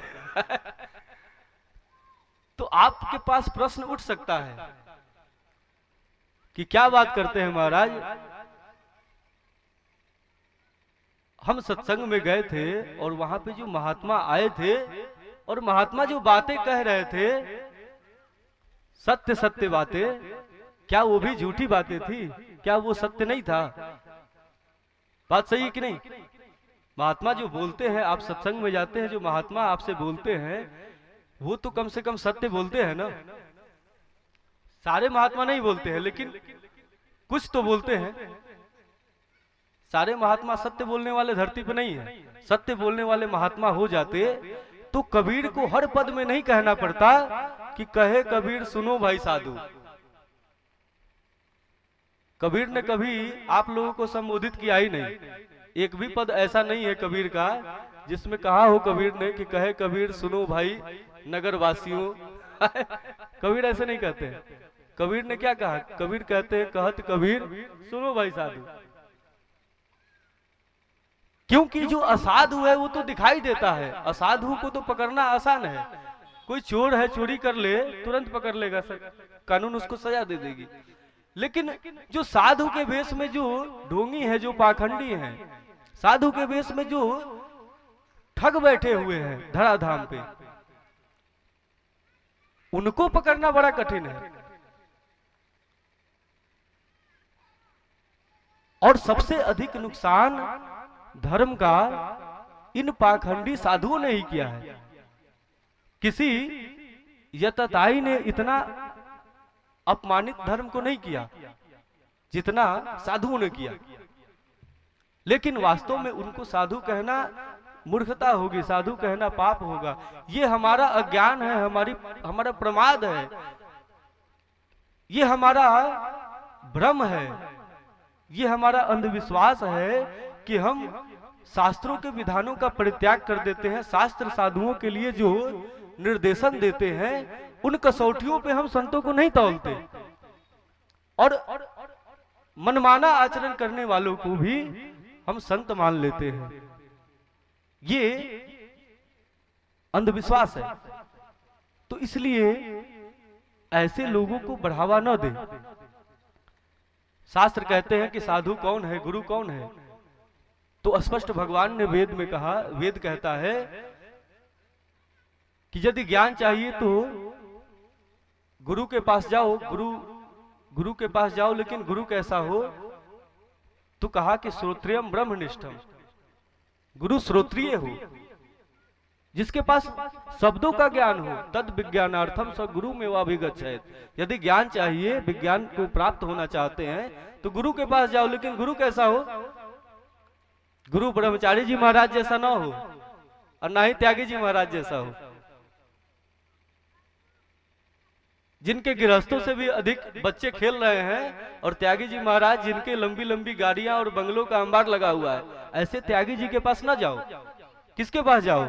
गुरु श्रोत्रियम हो, गुरु के पास वेदों का ज्ञान हो, और केवल ज्ञान ही ना हो, केवल कंठामृत बट्टी उनके पास ना हो। उनके पास जो उन्होंने रटा है वह जीवन में चरितार्थ हो, जीवन उनका दिखे कि हाँ ये महात्मा है, ये त्यागी है, ये वास्तव में त्यागी है। तो इस प्रकार जब शास्त्रों के वचनों पे हम गुरुओं को तौलते हैं, जो शास्त्रों के वचन पे चलते हैं, शास्त्रों के बताए हुए नियमानुसार, अभी महाराज जी ने कल हमको पढ़ाया सुनाया कि ये ही शास्त्र वृद्धि मुत्सृज वर्तते काम कारतः न ससिद्धिम न वापनोति न सुखम न पराम गति। क्या गुरु जी? स्पष्ट शास्त्रों का विधान है। भगवान गीता में कहते हैं कि ये ही शास्त्र विधि मुत्सृज वर्तते काम कारतः। जो व्यक्ति शास्त्रों के बताए हुए मार्गों का उल्लंघन करके वर्तते काम कारतः मनमाना आचरण करता है, वह न ससिद्धिम, वह सिद्धि को प्राप्त नहीं हो सकता। न वापनोति न सुखम न पराम गतिम, न सुख को प्राप्त करता है न परागति को प्राप्त करता है। उसका जीवन केवल भोगों को प्राप्त करने के लिए है। ऐसा नहीं कि कुछ प्राप्त नहीं करता, सुख प्राप्त नहीं करता, लेकिन भोगों को प्राप्त कर सकता है। भोग उसको सुख नहीं देते हैं। भोग यदि आप धर्म युक्त हैं, शास्त्रों के बताए हुए विधान पे चलते हैं, तो एक तुलसी दल प्रसाद के रूप में ग्रहण करेंगे तो आपको आनंद आ जाएगा। तुलसी दल ग्रहण करके आप तृप्त हो जाएंगे। लेकिन आप शास्त्रों का परित्याग कर देंगे, मनमाना आचरण करेंगे, तो भोगों का अंबार भी खड़ा हो जाए, आपको सुख नहीं दे सकता है। तो इस प्रकार शास्त्रों के बताए हुए विधान पे चलने वाले गुरु के पास जाओ, उनको पहचानो कि कौन किसके जीवन में शास्त्र चरितार्थ हो रहा है, किसके जीवन में वेद चरितार्थ है, और ऐसे गुरुओं के पास जाओ। तो इसलिए हम ही ने अपने अज्ञान के कारण, अपने प्रमाद के कारण ऐसे ढोंगी, ऐसे पाखंडी लोगों को भी संत बना रखा है, जो किसी परंपरा से नहीं आते, जो स्वयंभू हैं। चिमनी का धंधा करते हैं, ईंटा बेच रहे हैं, चिमनी बंद हो गई तो साधु बन गए। कहा कि इसमें तो महाराज फायदा नहीं हुआ, बाबा बनने में ज्यादा फायदा है। भक्त लोग आएंगे, पैर छुएंगे, पैर धोएंगे, कितना आनंद आता है कि नहीं? आप लोगों को क्या पता, ये तो हमको पता है। आप लोगों को क्या पता है? ये तो महात्मा लोग जानते हैं, जिनका पैर धुला जाता है, तो बड़ा आनंद आता है। इसीलिए आनंद लूटने के लिए साधु बन जाओ। इसी आनंद की तलाश में ऐसे ऐसे महात्मा कहां कहां से आते हैं, कहां कहां चले जाते हैं, आप लोग सब जानते हैं, कुछ बताने की जरूरत नहीं है। तो ये सब इसीलिए कबीर ने कहा कि यदि साधु सुधर जाएं, साधु अर्थात कौन? जो साधु हैं, उनकी रक्षा के लिए तो स्वयं भगवान अवतरित होते हैं। साधुओं की रक्षा, परित्राणाय साधु नाम विनाशाय च दुष्कृताम। तो इस पे भी शास्त्र यही बात कहते हैं कि भगवान कहते हैं कि परित्राणाय साधु नाम विनाशाय च दुष्कृताम। तो ये बताइए महाराज कि दुष्टों का विनाश करने के लिए भगवान को आने की क्या जरूरत है? और दूसरी बात, साधुओं को रक्षा की क्या जरूरत है? वो ऐसे कौन से साधु हैं जो साधु तो जगत का कल्याण करता है, उसको रक्षा की जरूरत कब पड़ गई? ये दोनों जगह प्रश्न उठते हैं कि वो कैसा साधु जिसको रक्षा की जरूरत है? रक्षा की जरूरत तो असाधुओं को होती है। साधु को कौन सी रक्षा? साधु का धन कौन चोरी कर लेगा? साधु के पास जो धन है, ऐसा धन होता ही नहीं साधु के पास जो चोरी हो जाए। चोरी होने वाला धन साधु के पास नहीं होता। चोरी होने वाला धन किसके पास होता है? जो असाधु है उनके पास होता है। साधु के पास तो परम धन श्री राधा श्री राधा श्री राधा होता है ना। तो भगवान से प्रश्न करता है भक्त कि महाराज आप कहते हैं कि परित्राणाय साधु नाम, साधुओं की रक्षा के लिए मैं आता हूँ, साधुओं की रक्षा की क्या जरूरत है? और दुष्टों के विनाश के लिए आता हूँ, तो दुष्टों के विनाश के लिए आपको आने की क्या जरूरत है? आप चाहें तो आप भिरकुटी टेढ़ी करते हैं बाबा भोलेनाथ, तो सृष्टि का संहार हो जाता है, लय हो जाता है। स इच्छति, वेद कहता है कि उसने इच्छा किया, एको हम बहुश्याम, कि मैं अकेले हूं, स एकाकी न रमते, अकेले रमण नहीं कर सका, तो इसलिए उसने एको हम बहुश्याम, बहुत हो जाऊं, ऐसी इच्छा की। स इच्छति, और सृष्टि हो गई, सृष्टि की उत्पत्ति हो गई। तो जब आपके संकल्प करने से, आपके भ्रिकुटी टेढ़ी करने से सृष्टि का लय हो सकता है, तो एक रावण को मारने के लिए, एक कुंभकर्ण को मारने के लिए, कंस को मारने के लिए आपको धराधाम पे आने की क्या जरूरत हो गई? ये हमारे समझ में नहीं आता। तो भगवान कहते हैं कि इसमें बात कुछ है, इसका रहस्य तुम नहीं समझे अभी। इसका रहस्य ये है कि साधुओं के भेष में जो असाधु बैठे हैं, जो असाधु हैं धराधाम पे, उनको तो संत भी सुधार देते हैं। जो असाधु हैं उनको तो जगत के कानून भी सजा दे के सुधार देते हैं। बड़े से बड़े साधुओं को सुधारा जा रहा है, सुधार गृह भेज दिया गया।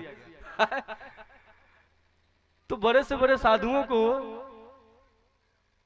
कानून सुधार देती है। लेकिन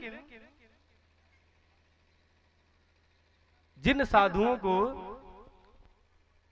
हम नहीं जानते हैं, जो साधु के भेष में असाधु हैं, उनको कानून कैसे पकड़ेगी? उनको जगत कैसे उनका तिरस्कार करे? जो साधु साधु का वेश धारण किया हुआ है, जो व्यासपीठ पे बैठा हुआ है, जो आपके श्रद्धा से, आपके विश्वास से, आपके भाव से, आपके प्रीति से, जो आपके श्रद्धा समर्पण से खिलवाड़ कर रहा है, उसको कौन सुधारेगा? कैसे वो सुधरेगा? कौन पकड़े? जो हठ है, जो चोर है, जो डाकू है, जो लुटेरे हैं, भ्रष्टाचारी हैं, जो आतंकवादी हैं, उनके लिए तो बहुत सारी कानून है, उनके लिए तो सारी मिशनरियां लगी हुई है। लेकिन जो साधुओं के वेश में असाधु हैं, भगवान कहते हैं उनके विनाश के लिए मुझको आना पड़ता है, क्योंकि उनको केवल मैं पहचान सकता हूं, उनको और कोई नहीं पहचानता, उनको केवल भगवान ही पहचान सकते हैं। और भगवान आते हैं तो इसीलिए रावण भी साधु ही था, पुलस्क ऋषि का का संतान है? ब्राह्मणों की युद्ध थी, है कि नहीं? जहां देखिए आप देखते हैं कि ये जो धर्म युद्ध हुआ महाभारत में, वो सब के सब धर्मराज थे। भीष्म से बड़ा धर्म का कोई जानकार नहीं था। कौन था भीष्म से बड़ा धर्मज्ञ? कोई नहीं था।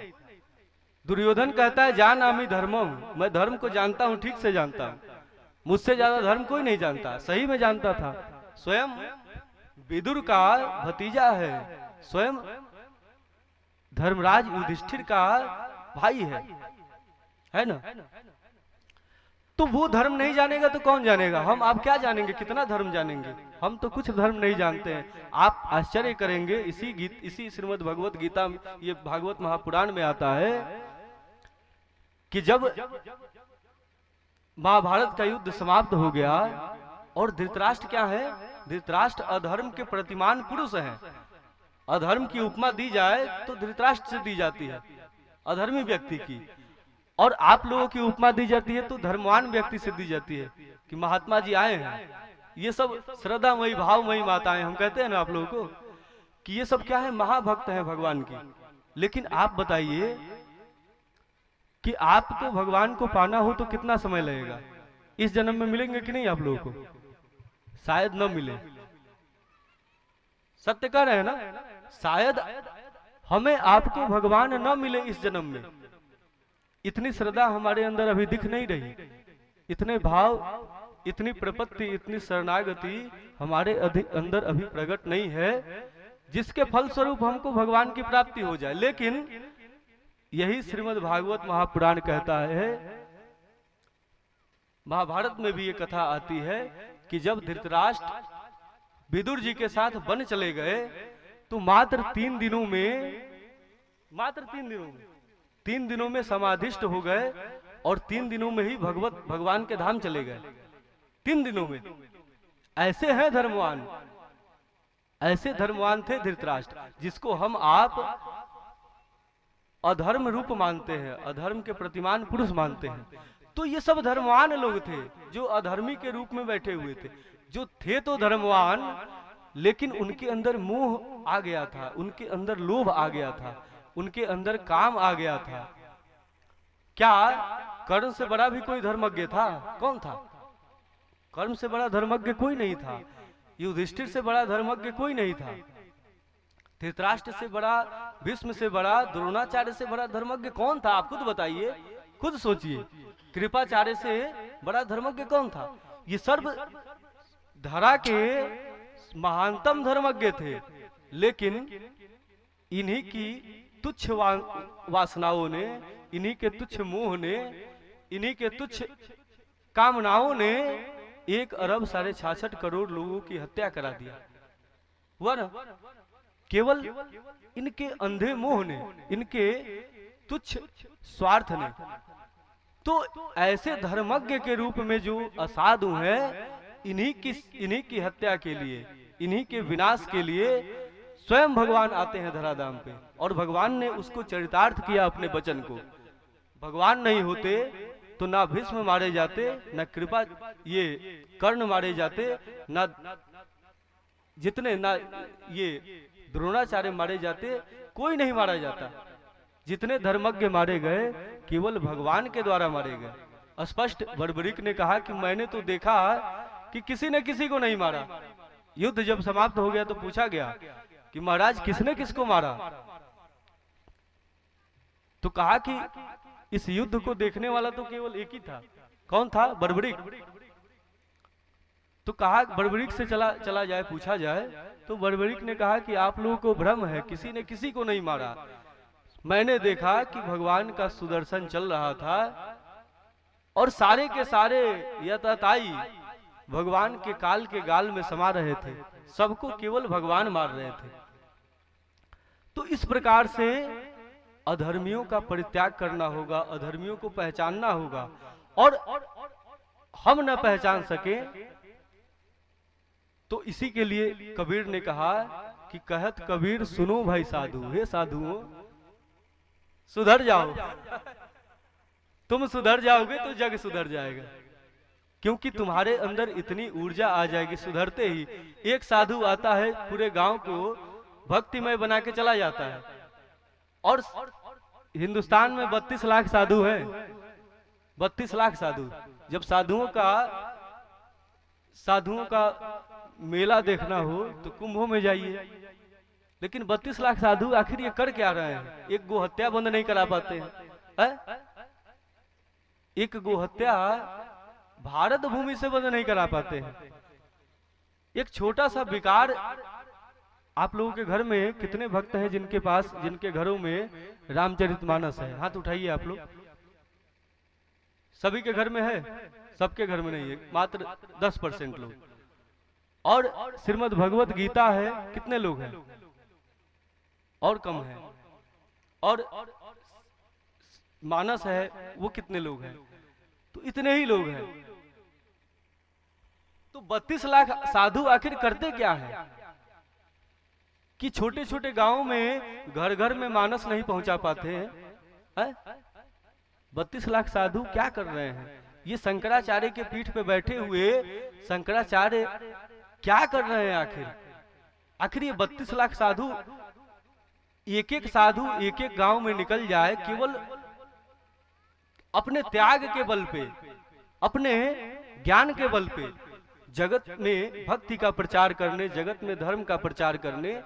तो आप खुद बताइए, 32 लाख साधु धराधाम पे घूमने लगे तो हर गली में हरिनाम संकीर्तन गूंजता रहेगा। गूंजेगा कि नहीं गूंजेगा? आप खुद कहते हैं कि इस गांव में सैकड़ों सालों बाद श्रीमद् भागवत महापुराण की कथा हो रही है। आखिर ये 32 लाख साधु थे कहां आज तक? है? ये साधु ही असाधु हो गए हैं, और कोई असाधु नहीं। आप लोग तो बहुत भोले भाले, बहुत सच्चे मन के आदमी हैं, बहुत सच्चे भक्त हैं। आपकी कोई गलती नहीं है। छोटे बच्चों की क्या गलती है? छोटा मन तो पवित्र है, छोटा मन तो मासूम है, छोटा मन तो निर्मल है। और आप लोगों का मन यदि कलुषित होता है, आप लोगों का मन यदि विषयों में रमता है, तो इसके दोषी आप नहीं हैं, इसके दोषी मेरे देखे साधु हैं, और कोई नहीं है। क्योंकि धर्म जन जन में पहुंचे, जन जन तक धर्म धारण हो, इसकी पूरी जिम्मेदारी साधुओं के ऊपर है। और साधु अपने कर्मों से च्युत हुए हैं। साधुओं ने वेद धारण करना छोड़ दिया है, साधुओं ने ग्रंथों को स्वाध्याय करना छोड़ दिया है, साधुओं ने तपस्या करना छोड़ दिया है, साधुओं ने संध्या करना छोड़ दिया है। यही सबसे बड़ा कारण है धर्म के पगदलित होने का, धर्म के पतन का, और कोई कारण नहीं है। और जो भी कारण है उसको हम कारण कह ही नहीं सकते हैं। कोई छोटा बच्चा, उसको हम पढ़ाए नहीं और बाद में वो पुलिस की लाठियां खाए चौराहे पे, कुछ चोरी कर ले, तो हम ये नहीं कह सकते हैं कि उसने चोरी किया, वो भी कारण है कि वो चोरी किया है इसीलिए लाठी खा रहा है। लेकिन उससे आगे, उससे पहले उसकी जिम्मेदार हम हैं कि हमने उसको स्कूल नहीं भेजा। तो इस प्रकार जगत में व्यभिचार फैल रहा है, जगत में भ्रष्टाचार फैल रहा है, जगत में अनाचार, कदाचार, भ्रष्टाचार, आतंकवाद फैल रहा है। इसका कारण वे आतंकवादी नहीं, वे भ्रष्टाचारी नहीं है। इसका कारण उनको सृजने वाले हम हैं, उनको संस्कार न देने वाले हम हैं, उनको धर्म का पाठ न पढ़ाने वाले हम हैं, उनको इन धर्मों का स्वाध्याय न कराने वाले हम हैं, और कोई नहीं। पूरी प्रामाणिकता से, पूरे विश्वास से, पूरे क्या कहा जाता है, जिम्मेदारी से हम इस बात को रख रहे हैं। तो इस प्रकार से आप सभी सबसे पहले क्या करें, थोड़ा सा भी सत्संग, यही तो बात हमने शुरू किया ना, किया तो सत्य दूषित हो गया है। आप कहें कि हमने संतों का संग तो किया है, तो ठीक है संतों का संग किया है, लेकिन सारे संत गलत नहीं होते हैं।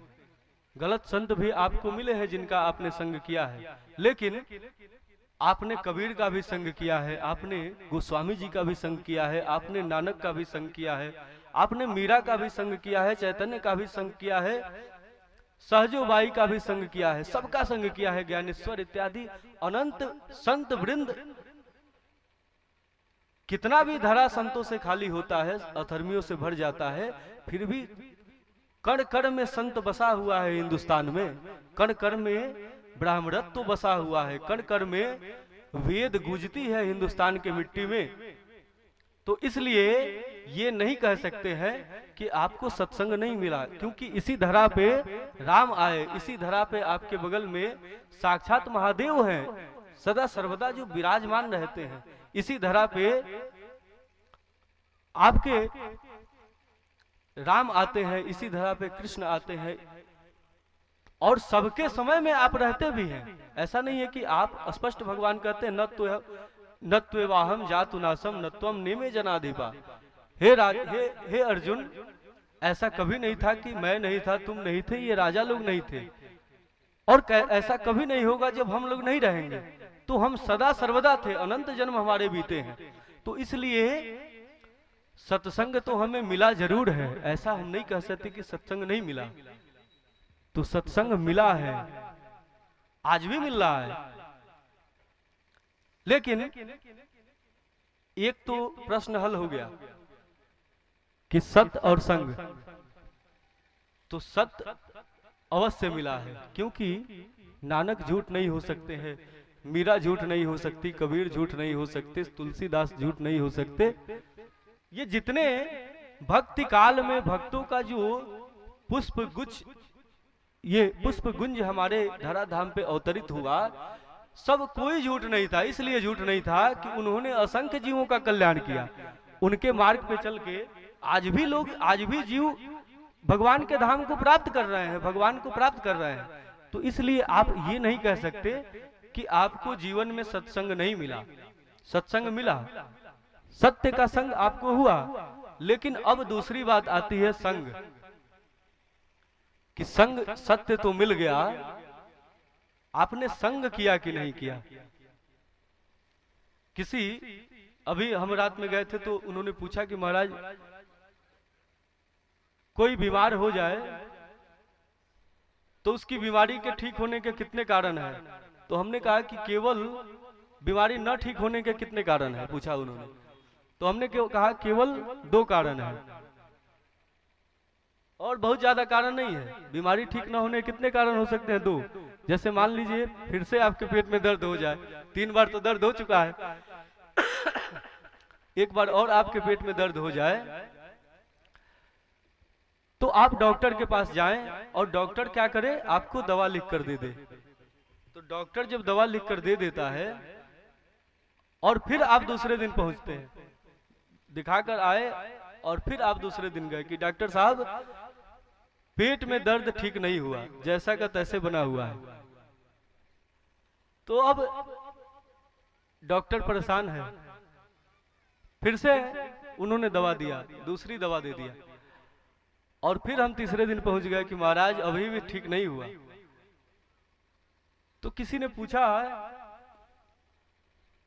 विचार किया उनके घर वालों ने कि बार बार इनको हॉस्पिटल ले जाने से बढ़िया है कि पहले 2 बातें इनसे पूछ लिया जाए।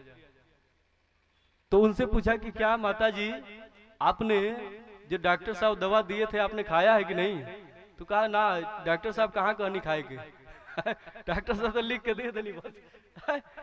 डॉक्टर साहब लिख कर दे दिए और माता जी ने नहीं खाया। अब उन्होंने कहा अच्छा हुआ पूछ लिया, नहीं तो फिर आज भी ले जाते, फिर 500 रुपया लग जाता है। तो दो कारण हो सकते हैं, एक तो दवा गलत हो, तो दवा गलत हो तो भी पेट का दर्द ठीक नहीं होगा, और दूसरा क्या होगा कि बढ़िया से बढ़िया दवा हो लेकिन हमने खाया ही ना हो, ये भी हो जाए तो पेट का दर्द नहीं हो सकता। दवा भी सही हो और हमने ठीक से खाया भी हो तो दर्द कैसे ठीक नहीं होगा, ठीक तो होना ही है।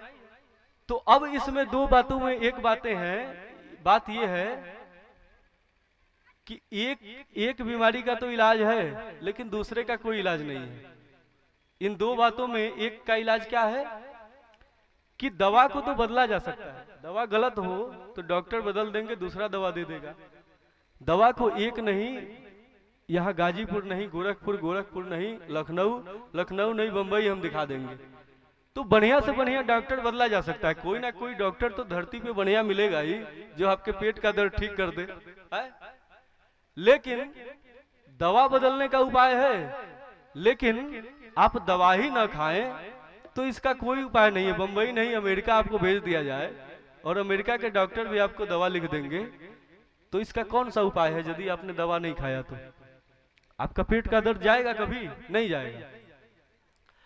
तो संत बदलने से कुछ नहीं होता है, संत धरा पे कोई ना कोई संत तो आपको मिलता ही है। आखिर संत जो बोल रहा है, संत ने जो आपको बताया उसको आपने किया ही नहीं, और आपने कहा कि महाराज 18 संत हमने अब तक देख चुके हैं, 18 संतों से सत्संग किया है, आज तक कुछ नहीं हुआ, तो फिर हमको भी 19वां बना दीजिए। एक लिस्ट में और नाम जोड़ दीजिए, और फिर अगली बार कोई संत आएगा तो कहिएगा कि महाराज 19 संत हम देख चुके हैं। तो जब कोई संत आता है तो लिस्ट में आप एक नाम और ऐड कर देते हैं। हम केवल यही करते हैं, हमने इतनी कथाएं सुनी, एक टोकन लग जाता है दरवाजे पे, हमने इतने तीर्थ किए, लेकिन वास्तव में कथाओं की गिनती होती है, केवल कथाओं को जीवन में हम धारण कहां करते हैं। तो वास्तव में यही बात है, इसको तो हम नहीं नकार सकते हैं कि हमें आज तक जब से हमारा अस्तित्व है तब से कोई संत न मिला हो। ये गलत है, ये सही नहीं हो सकता, क्योंकि इसी धरती पे राम आते हैं तभी भी आप उनसे दुश्मनी कर लेते हैं, तभी भी आप मुक्त नहीं होते। राम आते हैं और कितने लोगों को मुक्त करते हैं, गिने चुने 2-4 लोगों की मुक्ति कर पाते हैं। रास्ते में जाते हैं तो कहीं भीलनी माता मिल जाती है, कहीं जो है अहिल्या मिल जाती है, 4-6 भक्त हैं जिनका कल्याण राम जी कर देते हैं अपने हाथों से, और बाकी तो सब उनसे युद्ध करने आ जाते हैं। भगवान कृष्ण आते हैं तो कितनों का उद्धार करते हैं, बाकी सबका तो संहार करना पड़ता है। भगवान को प्रेम करने वाले तो केवल गिने चुने भक्त होते हैं, लेकिन दुश्मनी करने वाले तो इतने अधिक आते हैं कि जब मथुरा में होते हैं तो 17 बार पराजित करते हैं जरासंध को। जब जन्म लेते हैं तब से उनका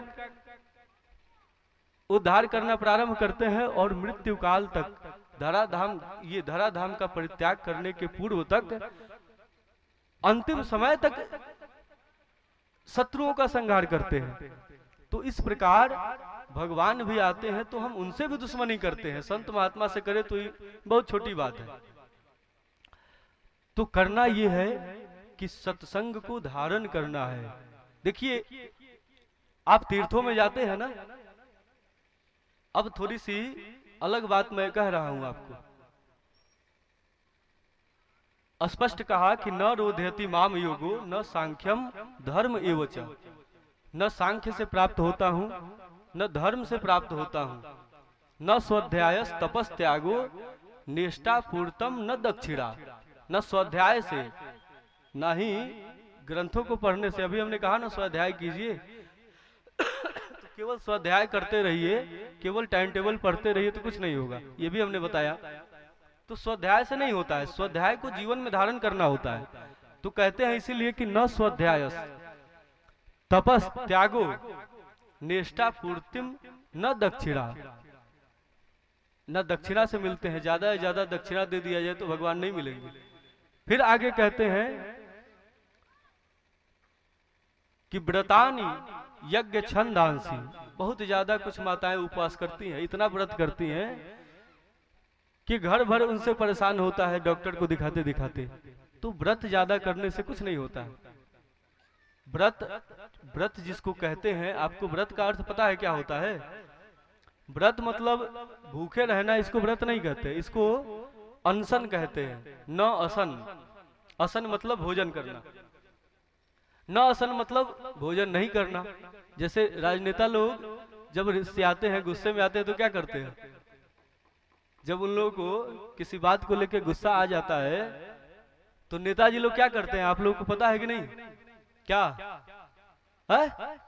अनशन, मतलब गुस्से में आए थे, कहते हैं हम खाना नहीं खाएंगे हम ना खाएं कुछ। जैसे छोटे बच्चे कहते हैं तो वैसे नेताजी लोग भी कहते हैं। और फिर पीछे जाके एक एक करके खाते भी आते हैं, पीछे जाते हैं कहते जा रहे हैं थोड़ा फ्रेश होने जा रहे हैं, और फिर जाके और टिफिन आया रहता है, खा भी लेते हैं।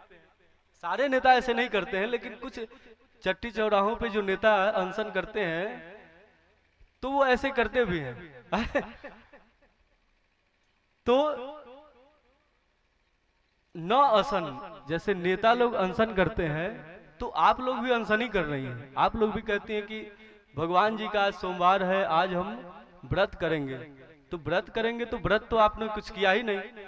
व्रत का मतलब क्या हुआ? व्रत का मतलब कि कुछ आप संकल्प लें। हम व्रत करेंगे कि हम आज पूरे दिन भगवान का नाम जपेंगे। ऐसा व्रत आप कहाँ करती हैं? कुछ नहीं करती। व्रत का मतलब तो ये हुआ ना कि हम कुछ संकल्प ले ले कि आज से घर में वो नहीं बनेगा। है? वो नहीं बने मतलब क्या नहीं बनेगा? आज से घर में वो नहीं बनेगा और केवल वो बनेगा वो नहीं बनेगा, केवल वो बनेगा, मतलब केवल भगवान का प्रसाद बनेगा और कुछ नहीं बनेगा। वही वस्तु घर में बनेगी जो भगवान को भोग लग सके। जो भगवान को न लग सके तो शास्त्र तो कहते हैं कि जो भगवान को भोग नहीं लगता है, जो केवल अपने लिए भोजन बनता है, तो भुजन्ते ते त्व अघम पापम ये पचन्ते आत्म कारणात्। वास्तव में जो केवल अपने लिए बनता है वह पाप ही बनता है। प्रसादम दुख सवनम, यदि प्रसाद बनाते हैं तो वही भोग, वही प्रसाद जो बन जाता है तो सारे दुखों को नष्ट कर देता है। लेकिन अपने लिए जब बनाते हैं आप वो वाली चीजें, तो कहते हैं कि भुजन्ते ते त्व अघम पापम, वास्तव में आप पाप बनाते हैं, आप पाप करते हैं, पाप खाते हैं। तो आपके ऊपर है पाप कर रहे हैं कि पुण्य कर रहे हैं, ये तो आपको पता है ना। तो इसलिए ज्यादा व्रत करना है तो व्रत का संबंध भोजन से नहीं है, व्रत का संबंध सात्विक भावों से है। व्रत का संबंध इससे है कि हम अपने बुराइयों को त्यागें। हम संकल्प ले, हम व्रत ले कि आज से कोई बुरा काम नहीं करेंगे, आज से कोई ऐसा कर्म नहीं करेंगे जो पाप कर्म है। तो इसको व्रत कहते हैं। तो इसीलिए कहा कि व्रतान यज्ञ छंदांसी तीर्थान नियमायमा। और कुछ भक्तों को बहुत बीमारी होती है बहुत तीर्थ करने की, सालों साल तीर्थ घूमते रहते हैं। तो तीर्थों में जाते हैं तो करते क्या है? तीर्थों में जाते हैं तो भगवान का मंदिर देखते हैं, देखते हैं, यही सब होता है ना। स्नान करते हैं, तीर्थों में जाते हैं तो ये देखते हैं कि कहाँ एक बार में कितने लोग भोजन कर रहे हैं, एक बार में कितने पूरी छानी जा रही है, ये देखते हैं। जहां सबसे अधिक पूरी छानी जाती है ये कहा जाता है कि ये सबसे बड़े संत हैं एक बार में जितने ज्यादा पूरी छान दिया जाए जहां पे, तो वो सबसे बड़ा संत माना जाता है। हम यज्ञों में, हम तीर्थों में जाते हैं तो देखते हैं कितने कठिनाई से जा रहे हैं। हम तीर्थों में जाते हैं तो देखते हैं कि यहाँ जाने में कितना पैसा खर्च हो रहा है। जितना ज्यादा पैसा खर्च हो जाए उतना ही दूर वाला तीर्थ है, उतना ही बड़ा तीर्थ है। जहाँ कम पैसा खर्च हो जाए, बगल में बरदेवा धाम है, तो कहीं बरदेवा धाम ही क्या, वही कौन सा धाम है? लेकिन अभी आपको भेज दिया जाए केदारनाथ, वहां भी यही महाराज मिलेंगे, वहां कोई और नहीं है, यही भोले बाबा वहां भी बैठे हुए हैं। तो वहां जब जाएंगे तो कहेंगे वाह केदारनाथ आए हैं, और वही केदारनाथ यहाँ आके बैठ जाएंगे तो कहेंगे ये केदारनाथ हमें। अब भक्त आपसे कहेंगे कि महाराज बरदेवा धाम में निर्माण कराना है, कुछ पैसा दीजिए, तो आप लोग कहेंगे अबे दिले नहीं है 50 रुपया, फिर आ गई लो है। 50 रुपया दे के 3 बार उनको डांट देंगे, वो भी 50 रुपया देने के लिए 3 बार दोहराएंगे कम से कम।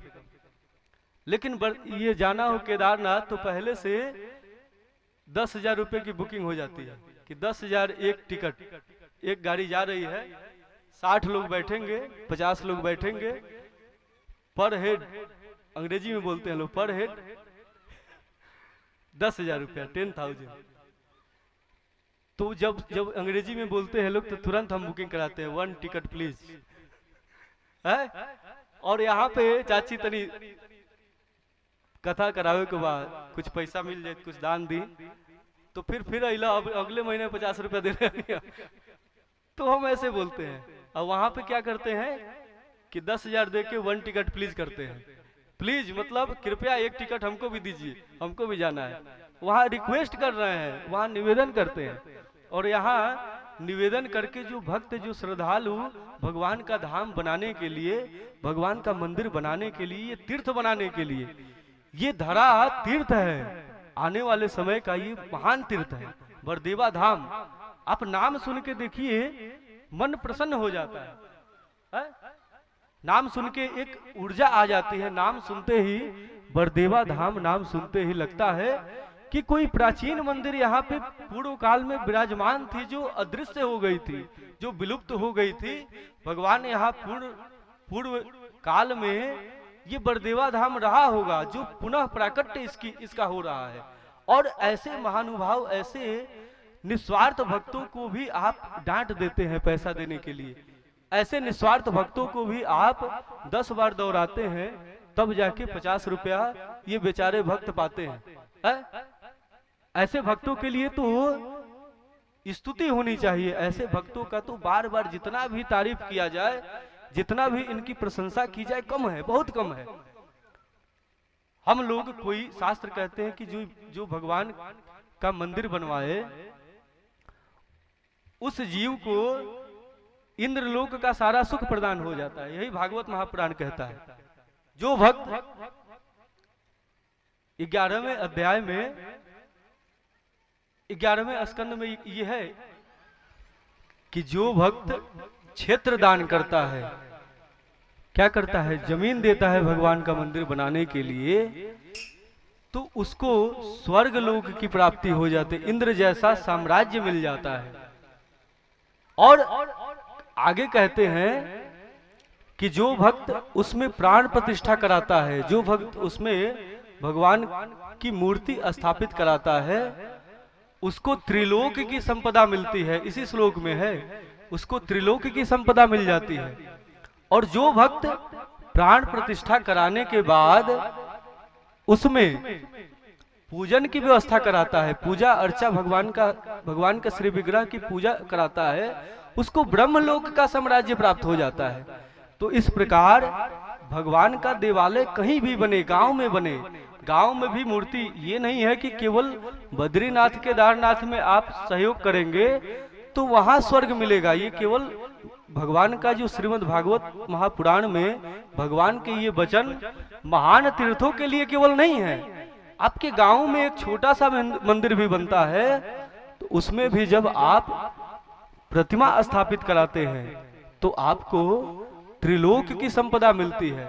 तो इसलिए दिल से दिल खोल के जितना भी हो सके तन मन धन भगवान की सेवा में अर्पित करें आप लोग। इसी में तो त्रिलोक की सिद्धि है, इसी में तो ब्रह्मलोक की सिद्धि है, इसी में तो स्वर्ग लोक की समस्त संपदा की सिद्धि है। यही संपदा तो आप चाहते हैं, यही सुख तो आप चाहते हैं, यही धन तो, यही ऐश्वर्य तो, यही पुत्र कलत्र तो आप चाहते हैं। और चाहते क्या है? और शास्त्र कहते हैं कि अंत में भगवान की भक्ति करते करते वह जीव भगवान के धाम चला जाता है, भगवत प्राप्ति कर लेता है। तो परम कल्याणकारी है भगवान का धाम निर्मित कराना। और ये बरदेवा धाम आप लोगों के सौभाग्य से इस नगर में, इस धरा पे अवतीर्ण हुआ है। ये किसी ने बनवाया नहीं। बनवाने वाले भक्त भी सोच ले, बनवाने वाले भक्त भी सुने कि कभी भविष्य में ऐसा अहंकार मन में न लाए कि ये धाम मैंने बनवाया। कोई भक्त भगवान का मंदिर नहीं बनवा सकता। समस्त धरा को आश्रय देने वाले तो सर्वेश्वर है। समस्त धरा को तो भगवान आश्रय देते हैं। भगवान को कौन आश्रय दे सकता है? भगवान जिस प्रकार अवतरित होते हैं, शास्त्र कहते हैं कि भगवान के मंदिर भी अवतरित होते हैं, भगवान की प्रतिमा भी अवतरित होती है। ये सब दिव्य है, ये सब चिन्मय है, ये सब भगवान का श्री विग्रह कहते ही है ना कि चिदानंदमय देह तुम्हारी। भगवान का विग्रह चिदानंदमय है, चिद और आनंदमय। एक तो चिदानंद का मतलब होता है कि जो चिन्मय है, जो कभी नष्ट नहीं होता है, जो दिव्य है, जो आपके प्रमाद के कारण अप्रकट हो जाता है। लेकिन जब आपके अंदर ज्ञान जगता है, जब आप सत्संग करते हैं, जब आप भक्तों के संग में जाते हैं, तो वह चिन्मय प्रतिमा प्रकट हो जाती है। लेकिन एक अर्थ इसका और भी है कि ये भगवान की जो प्रतिमा है चिद और आनंदमय है। चिद अर्थात ज्ञानमय है। इस प्रतिमा का संस्पर्श होते ही, इस प्रतिमा की सेवन करने से, सेवा करने से जीव ज्ञान को प्राप्त कर लेता है। और ज्ञान को प्राप्त करते ही भगवान का प्राकट्य हो जाता है। और भगवान आनंद कंद के प्राकट्य होते ही जीव आनंद को भी प्राप्त कर लेता है। इसीलिए चिदानंदमय कहा कि आप चिद तत्व चाहते हैं, ज्ञान तत्व चाहते हैं और जीवन में आनंद की सिद्धि चाहते हैं, तो भगवान की प्रतिमा का सेवन करें, भगवान की प्रतिमा का सेवा करें, भगवान की प्रतिमा का ये पूजन अर्चन करें, अर्चना करें, वंदना करें। तो इस प्रकार स्पष्ट कहा भगवान ने कि न रुध्यति माम योगो न सांख्यम धर्म युव च न स्वाध्यायस तपस त्यागो न निष्ठा पूर्तम न दक्षिणा व्रतानि यज्ञ छंदांसी तीर्थानि नियमायमा। तीर्थानि, तीर्थों में केवल जाने से कुछ नहीं होता है। तीर्थों में जाएं तो अपने गांव को भी तीर्थ बनाए, गांव को ही तीर्थ ना बनाए, अपने आप को तीर्थ बना ले, अपने आप को पावन कर ले। वास्तव में देखिए तीर्थों का फल क्या है? तीर्थों का फल ये नहीं है कि अभी हमने बताया कि कितना भंडारा बन रहा है, कितना विशाल है, कितनी कठिनाई से जाते हैं, कितना दुर्गम स्थान है। ये तीर्थों का फल देखना नहीं है। भगवान की कितनी सुंदर छवि है, भगवान का कितना बढ़िया, कितनी भव्यता वहां दिखाई गई है, ये भव्यता देखना तीर्थों का मतलब नहीं है। तीर्थों में जाने का मतलब केवल एक है कि वहां पे आपको संत मिलते हैं, वहां पे आपको ब्राह्मण मिलते हैं, वहां पे संतों की सेवा करने का आपको सुअवसर मिलता है। आपके गांव में कब संत आता है? कितने संत आते हैं? कभी कभी कोई संत आ जाता है, लेकिन तीर्थों में तो संत निवास ही करते हैं। तीर्थों में आप जाते हैं, भगवान तो यहाँ भी सुलभ है, भगवान तो ये बरदेवा धाम में सुलभ है। आपके घर में, आपके घर के पूजा स्थल पे भगवान सुलभ है। भगवान तो शास्त्र कहते हैं ओम पूर्ण मदः, कल मैंने बताया कि वह तो पूर्ण है, अर्थात कण कण में विराजमान है। वो तो सर्वेश्वर है, वे तो निखिल ब्रह्मांडेश्वर है, वो तो संपूर्ण अस्तित्व वही है, भगवान ही है। तो भगवान को ढूंढने के लिए कहीं जाने की जरूरत नहीं। भगवान तीर्थ में नहीं मिलते हैं। तीर्थ भगवान को पाने के लिए बना ही नहीं। तीर्थ किस लिए बना है आप बताइए? तीर्थ में कभी भगवान को ढूंढने मत जाना। भगवान को ढूंढना है तो अपने हृदय में ढूंढना। तीर्थ को ढूंढने के लिए इस काशी में जाने की कोई जरूरत नहीं है। तीर्थ को ढूंढने के लिए अपने काशी में जाओ। या घट भीतर, कबीर कहते हैं ना कि या घट भीतर, या घट भीतर मंदिर मस्जिद, याही में गुरुद्वारा। और आगे कहते हैं कबीर कि याही में तीर्थ सारा, इसी घट में सारे तीर्थ हैं। तीर्थों को ढूंढने के लिए काशी कहाँ निवास है? काशी आपके ललाट पे है, यही तो काशी है, यही तो भगवान शिव सदा सर्वदा विराजमान होते हैं। तो भगवान को ढूंढना हो तो प्रेम ते प्रकट हो ही मैं जाना। प्रभु व्यापक सर्वत्र समान, समान रूप से सर्वत्र व्याप्त है। ये नहीं है कि काशी में ज्यादा है और केदारनाथ में ज्यादा है और बरदेवा धाम में कम है, ऐसा कुछ नहीं है। प्रभु व्यापक सर्वत्र समाना, समान रूप से सर्वत्र व्याप्त है। तो भगवान को ढूंढने के लिए मथुरा काशी और चक्कर लगाने की कोई जरूरत नहीं है। भगवान को ढूंढना है तो एक कदम भी चलने की जरूरत नहीं है। भगवान को ढूंढना है तो आंख बंद कीजिए, भगवान आपके हृदय में है। भगवान को ढूंढने के लिए क्या ढूंढने की जरूरत संतों को है, ढूंढने की जरूरत गुरुजनों को है, गुणीजनों को है, ब्राह्मणों को है। इनको ढूंढने के लिए इनकी सेवा की जरूरत है, क्योंकि बिन सत्संग विवेक ना हुई। तो तीर्थों में जाना तो संतों की सेवा करने जाना, तीर्थों में जाना तो ब्राह्मणों की सेवा करने जाना, तीर्थों में जाना तो भक्तों की सेवा करने जाना, सत्संग करने जाना। तीर्थों में जाकर केवल लड्डू लेकर आ जाओगे, तीर्थों में जाकर केवल भंडारा पाके आप लोग आ जाएंगे तो वास्तव में आपने कुछ नहीं पाया। भगवान को ढूंढने यदि जाओगे तो यही सब मिलेगा। तीर्थों में केदारनाथ जाइए, चाहे बद्रीनाथ, चाहे काशी या मथुरा, यदि आपने भगवान को ढूंढने आप गए हैं, आपने संतों की सेवा करने, ब्राह्मणों की सेवा करने नहीं गए हैं, आप भगवान को प्राप्त करने गए हैं। वैसे तो भगवान को पाने भी कोई नहीं जाता है, लेकिन भगवान को पाने भी यदि आप तीर्थ में चले जाएंगे तो भगवान के धाम में केवल आपको भंडारा मिलेगा, केवल आपको लड्डू, केला और क्या क्या चढ़ता है। बहुत लोग तो मिश्री ही ऐसे चढ़ाते हैं, मिश्री 4 दाना लेते हैं, प्रभु तम ये नैवेद्यम समर्पयामि, तो ऐसे चढ़ा देते हैं। तो तीर्थों में जाएंगे तो वही लड्डू, पेड़ा खूब बढ़िया, यदि भंडारा चल गया होगा तो कुछ बढ़िया बढ़िया चीजें भी मिल जाएंगी, लेकिन वही लेके लौट आए तो तीर्थों का फल कुछ नहीं मिला। भगवान का फल क्या है? भगवान का फल केवल प्रसाद है, मिठाई है। भगवान के यहाँ जाते हैं तो प्रसाद ही मिलता है ना। और प्रसाद क्या मिलता है आपको पता है? अभी मिलेगा, कल जो प्रसाद आपको मिला होगा, आपको आपसे अधिक कोई नहीं जानता है क्या मिलता है। तो भगवान का फल भगवान नहीं है, भगवान की सेवा का फल भगवान है ही नहीं है। भगवान को पाना है तो भगवान की सेवा से भगवान नहीं मिलते। स्पष्ट कहते हैं भगवान स्वयं कि तीर्थानी, तीर्थों में मैं नहीं मिलता हूं, तीर्थों में मुझको ढूंढने जाओगे तो नहीं मिलूंगा। भगवान की सेवा का फल ये लड्डू केला है और इससे अधिक कुछ नहीं है। यदि भगवान चाहते हैं तो स्पष्ट शास्त्र कहते हैं कि भगवान का प्रसाद केला है, लड्डू है, लेकिन भगवान को चाहते हैं, भगवान किसका प्रसाद है? तो नानक कहते हैं कि एक ओंकार सतनाम, कर्ता पुरखु निर्भउ निर्वैरी अकाल मूर्ति अजूनि सैभम गुरु प्रसाद। क्या कहते हैं? कि गुरु का प्रसाद है भगवान।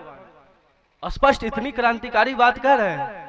आप विचार कीजिए कि जैसे भगवान को ही भोग लगा है ये केला, आप भगवान की सेवा रोज करती है ना, क्या मिलता है आपको? भगवान की सेवा आज तक आपने किया है तो क्या मिला है? केवल ये लड्डू, ये केला ही मिला है, इससे अधिक कुछ नहीं मिला आपको। भगवान आज तक आपको अनंत जन्मों से आपने मनमाना भगवान की सेवा किया, किसी संत की बात नहीं मानी, किसी संतों को आपने माना ही नहीं, पूछा ही नहीं, ब्राह्मणों की सेवा आपने किया ही नहीं, आपने केवल मनमाना भगवान की अर्चना की है और इसीलिए केवल लड्डू केला मिला है आपको।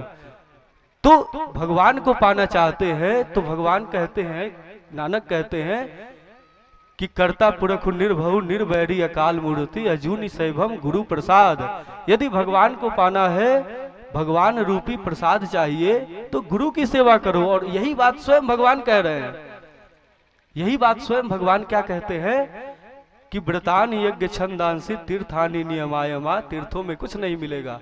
तीर्थों में यदि भगवान चाहते हो तो तीर्थों में जो संत ब्राह्मण निवास करते हैं उनकी सेवा करो, वहां से भगवान लेके लौटोगे। और उनकी सेवा नहीं किया तो लड्डू लेके लौटोगे। तो तीर्थों में जाओ तो संतों की सेवा करने जाओ, तीर्थों में भंडारा पाने न जाओ। और फिर आगे कहते हैं, भगवान स्पष्ट कर देते हैं कि यथा वरुंधे सत्संगः सर्व संगाप हो हिमाम, केवल और केवल सर्वांग रूप से मैं प्राप्त होता हूं। कैसे?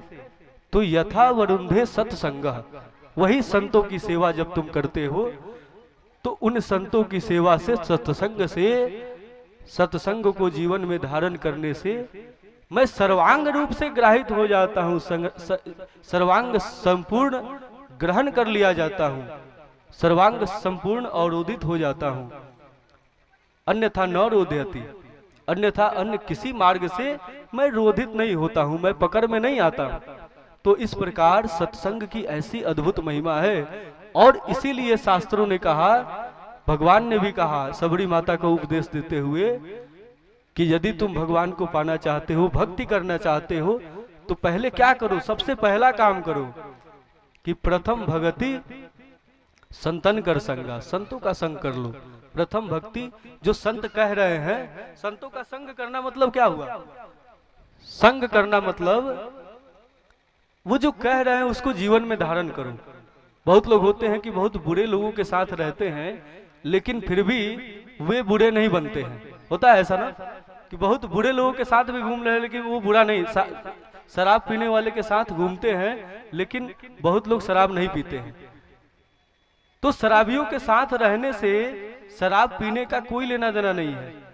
लेना देना है उसके संग में रहते रहते हम भी एक दिन शराबी बन जाएंगे, यही है। तो इस प्रकार से संतों का संग कर लेते हैं आप, तो आप भी एक दिन संतों की कृपा से आपके अंदर भी वह विवेक प्रकट हो जाता है।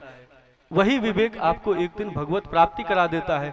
और इसी प्रकार आज नारद जी महाराज पुनः मिले हैं इनको, व्यास जी भगवान को, और नारद जी पुनः उनको कहते हैं कि हे देवर्षि, हे परमहंस, हे ऋषि, हे महात्मा,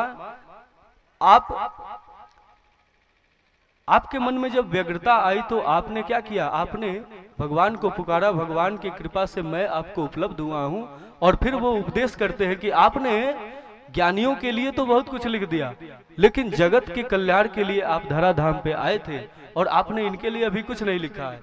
तो इनको सकाम भक्ति का दान दीजिए, इनको सकाम प्रेम का दान दीजिए। ऐसी अमृतमयी भगवान की लीला लिखिए, ऐसी लीलामृत का विस्तार कीजिए भगवान के, कि ये जीव उस लीलामृत को पढ़कर, उस लीलामृत का पान करके तृप्त हो जाए, इनकी आत्मा प्रसन्न हो जाए।